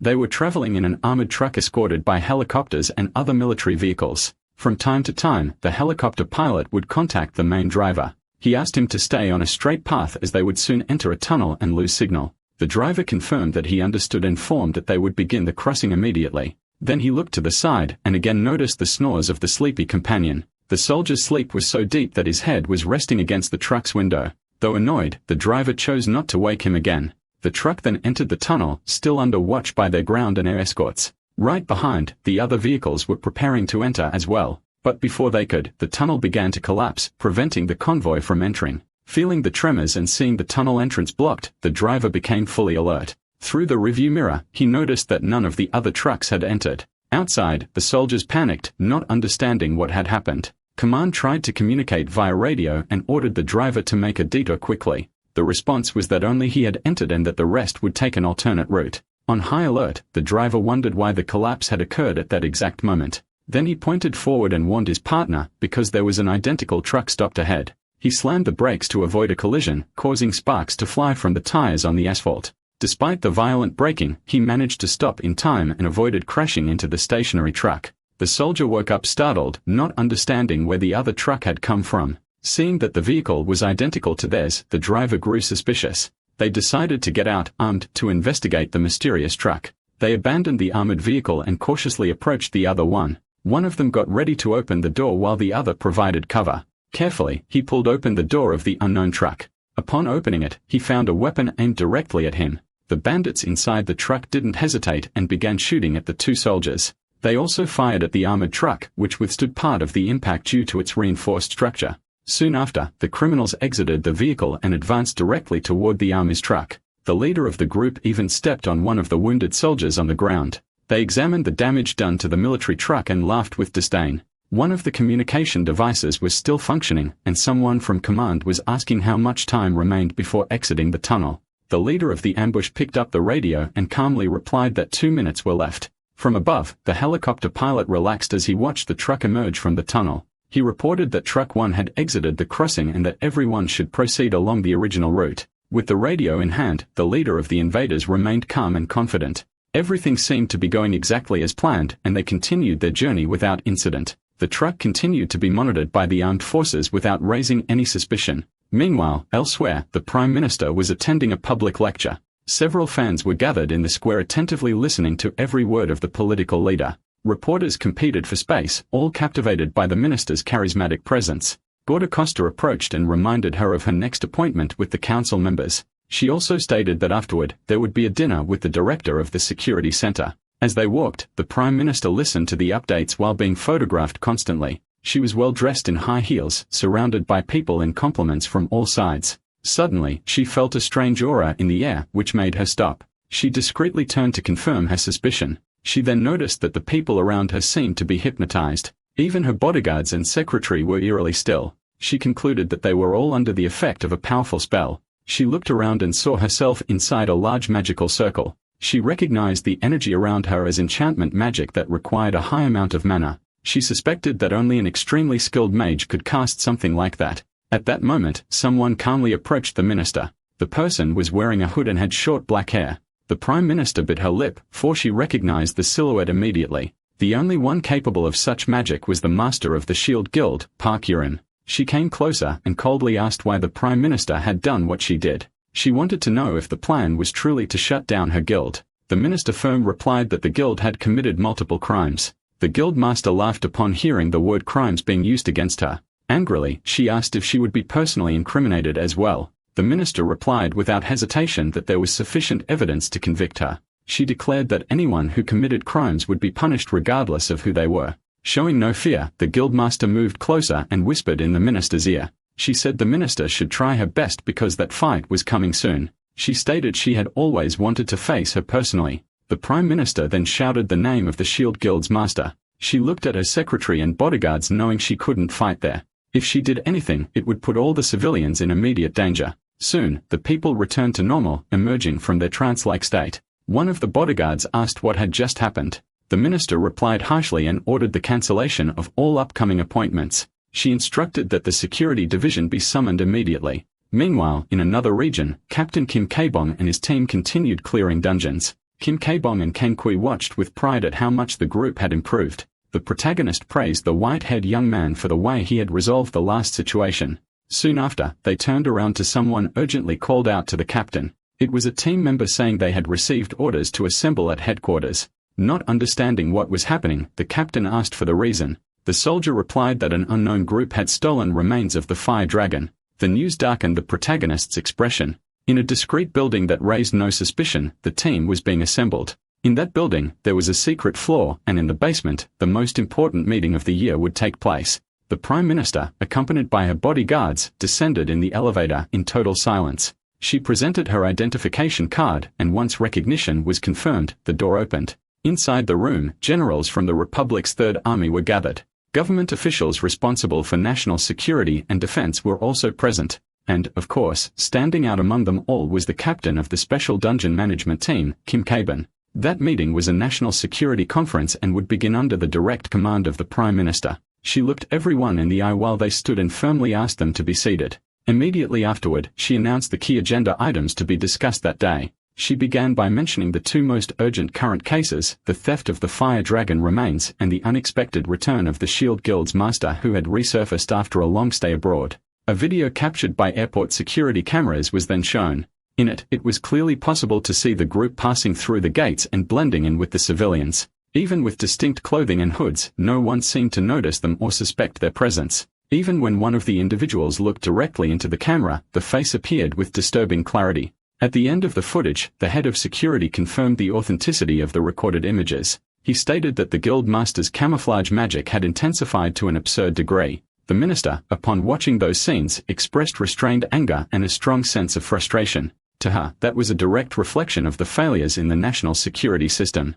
As she shouted vehemently, the officer could only sweat and repeatedly offer rushed apologies. The signs of discontent on the Prime Minister's face became increasingly evident. She knew that the guildmaster's skills had evolved and the level of secrecy was astonishing. Even so, it was unacceptable for someone to manipulate the functioning of an entire airport. She firmly ordered that the stolen remains of the Fire Dragon be located urgently. One of the commanders responded cautiously, informing her that the analyses were still ongoing. Upon hearing that the operation wouldn't be easy, the minister lost her patience and slammed the table forcefully. She reminded them that the airport security cameras weren't the only ones available in the country. She stated that there were also cameras installed in patrol cars, offering more possibilities. Faced with his own negligence, the commander only lowered his head, overcome with embarrassment. The minister then placed a hand on her forehead, frustrated with the time she considered pointlessly wasted. Another leader suggested that the immediate priority should be the recovery of the dragon remains. He rightly feared that the information could leak to the public, causing an irreversible scandal.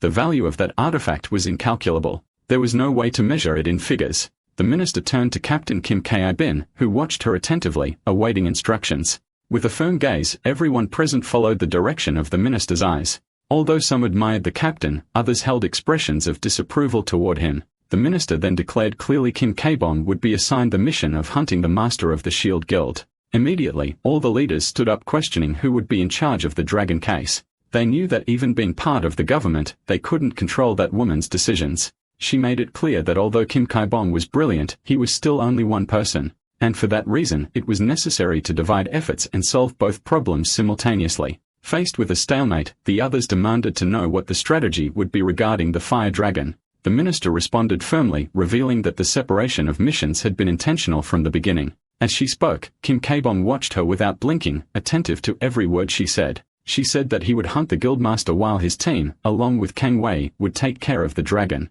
She emphasized that both incidents had absolute priority and level 1 importance. The Minister of Security showed concern at the idea of the captain facing such a powerful player alone. But the Prime Minister, already anticipating that, stated that she had summoned someone else to assist him. In the next moment, whispers began to circulate discreetly among the officials present. Some murmured among themselves, trying to guess who the mysterious figure might be. The minister then activated the intercom and requested the immediate entry of the person in question. The door opened and a young woman entered with long black hair and wearing a formal suit. Her youthful appearance caused absolute silence and looks of disbelief throughout the room. One of the officials showed immediate discomfort as he recognized who she was. Her presence seemed to cause a mixture of surprise and confusion in the atmosphere. The young woman approached the central table and stopped in front of Captain Kim K-bon. As he looked her in the eyes, he heard her politely introduce herself with a slight smile. She said it was a pleasure to meet him and identified herself as Agent Jiu Jua. One of the men present exploded in indignation and questioned the minister about the choice of that agent. She closed her eyes for a moment, took a deep breath, and said the situation required urgent measures. The officer pointed out that assigning an ordinary agent to such a risky mission was senseless. He believed she would hinder more than help Kim K-bon in the hunt. The minister listened calmly as he said it would be ideal to assign a former player as a partner. That's when another official spoke up, saying that he himself would give the necessary explanation. All eyes turned to him and the man asked if they remembered the name Tamer. He recalled that during the 12.10 conflict, civilians had been evacuated without a single casualty. The one responsible for the feat, he said, was the young woman known as Tamer. At the time, they discovered she was only 18 years old, and after the feat, she received national recognition. Since then, she had been appointed as an official agent of the National Intelligence Service. Now 10 years later, she returned with her real name, Agent Gujua. One of the officers present recalled that he was the commanding officer at the time of the incident. He said she always disappeared before he could thank her, and now he understood why. With the atmosphere calmer, the minister gave a faint smile for the first time. She ordered that now that there was consensus, they could begin discussing the practical plan.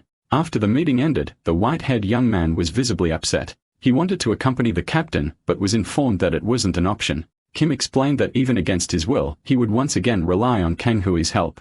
Once again, the white-haired young man felt saddened and let his tears fall. When the new agent appeared, the boy had puffed cheeks, clearly sulking. She approached and calmly said she was looking for Kim K-bon. The captain tried to introduce her to Kangui, but the boy remained grumpy. The agent stared directly at him, which caught his immediate attention. Realizing her piercing gaze, the young man stopped sulking and stared back in fear. The woman maintained a strange expression and kept looking directly at him. The longer she stared, the wider his eyes grew in growing astonishment. He was so startled that he hid behind Kim K-bon, leaving the hero confused. Hujua, trying to make sense of it, said the boy's behavior was extremely improper. She coughed discreetly and commented that she hadn't expected to see the captain near a rude child. The young man protested, saying it was absurd to call him a child. Kangui, realizing she knew too much about him, asked in shock how she knew everything. Kim K-bon turned to him with a suspicious look. The agent, without offering any explanation, just gave a soft smile and looked peacefully at both of them. Shortly after, they left District 15 toward a place from which no one had ever escaped alive. It was a prison on the island of Celestial Evil, where prisoner 4882 cell was located. The meal tray was placed through the hatch, and the guard observed the inside. The red-haired man grabbed the lunchbox and began devouring the food with unusual ferocity. The guard noticed he was eating very well for someone convicted of serious crime. The vice leader of the guild, indifferent to everything, continued his meal in complete silence. Outside, footsteps in the water could be heard along the dark corridor. Inside the cell, however, the red-haired man devoured every bite without concern. Hooded figures in black cloaks roamed calmly on the cells. Even when approached, they spoke little and showed no fear of the guards. Even when threatened with weapons, they neither hesitated nor retreated at the warnings. The tranquility in the air was such that the vice leader even managed to doze off for a moment. But the calm was deceptive, and soon someone identified themselves as a member of the Shield Guild. Radiating a shimmering aura, the woman proudly stated her ranking as a guild master and declared that she had come to retrieve her dear little brother. With the actions of those intruders, the red alert was activated and the sirens blared loudly. After the soldiers warned they would shoot, they were forced to follow through. However, the leader of the Shield Guild emitted a violet-toned aura, forming a shield. Even with the soldiers firing non-stop in that direction, nothing got through the barrier. All the projectiles fell to the ground without even touching any of them. Tired of waiting, the woman walked forward and pointed her magic-charged hand at them. She glowed intensely, manipulating her magic through her hands with firm resolve. The soldiers looking at her knew things were about to spiral completely out of control. From afar, the entire prison system could be seen engulfed in flames. Terrified, the soldiers shouted that for her to be there, she must have passed many checkpoints. Smiling, the woman lightly said that was exactly the case, then she released the magic concentrated at her fingertips. Several magic circles appeared beneath the feet of the trembling soldiers. She smiled, delighting in the chaos she was about to bring upon those cornered rats. After clenching her fists, she calmly asked them to get out of her way. And that's exactly what happened. Only the silhouettes remained consumed in the flames. All were engulfed by the fire that the guildmaster summoned without hesitation. While the soldiers' bodies fell to the ground, that group simply moved forward. In the place where it all happened and the magical circles emerged, only destruction remained. Walking freely through the corridors, the group was searching for someone very specific. Their leader touched the cell and made it explode with a single touch. After the blast, she stood there scanning the scene, her eyes searching for something hidden. Farther ahead, a barricade had been set up by some players trying to maintain order. Faced with that leader, they were sweating, but insisted they wouldn't let her advance any further. With bloodshot eyes and a devilish face, she said they should retreat if they wanted to survive. If that were the case, she might even spare their lives. Upon hearing that, one of them gave a nervous smile, but the soldiers nearby wouldn't let anything through and were already in position.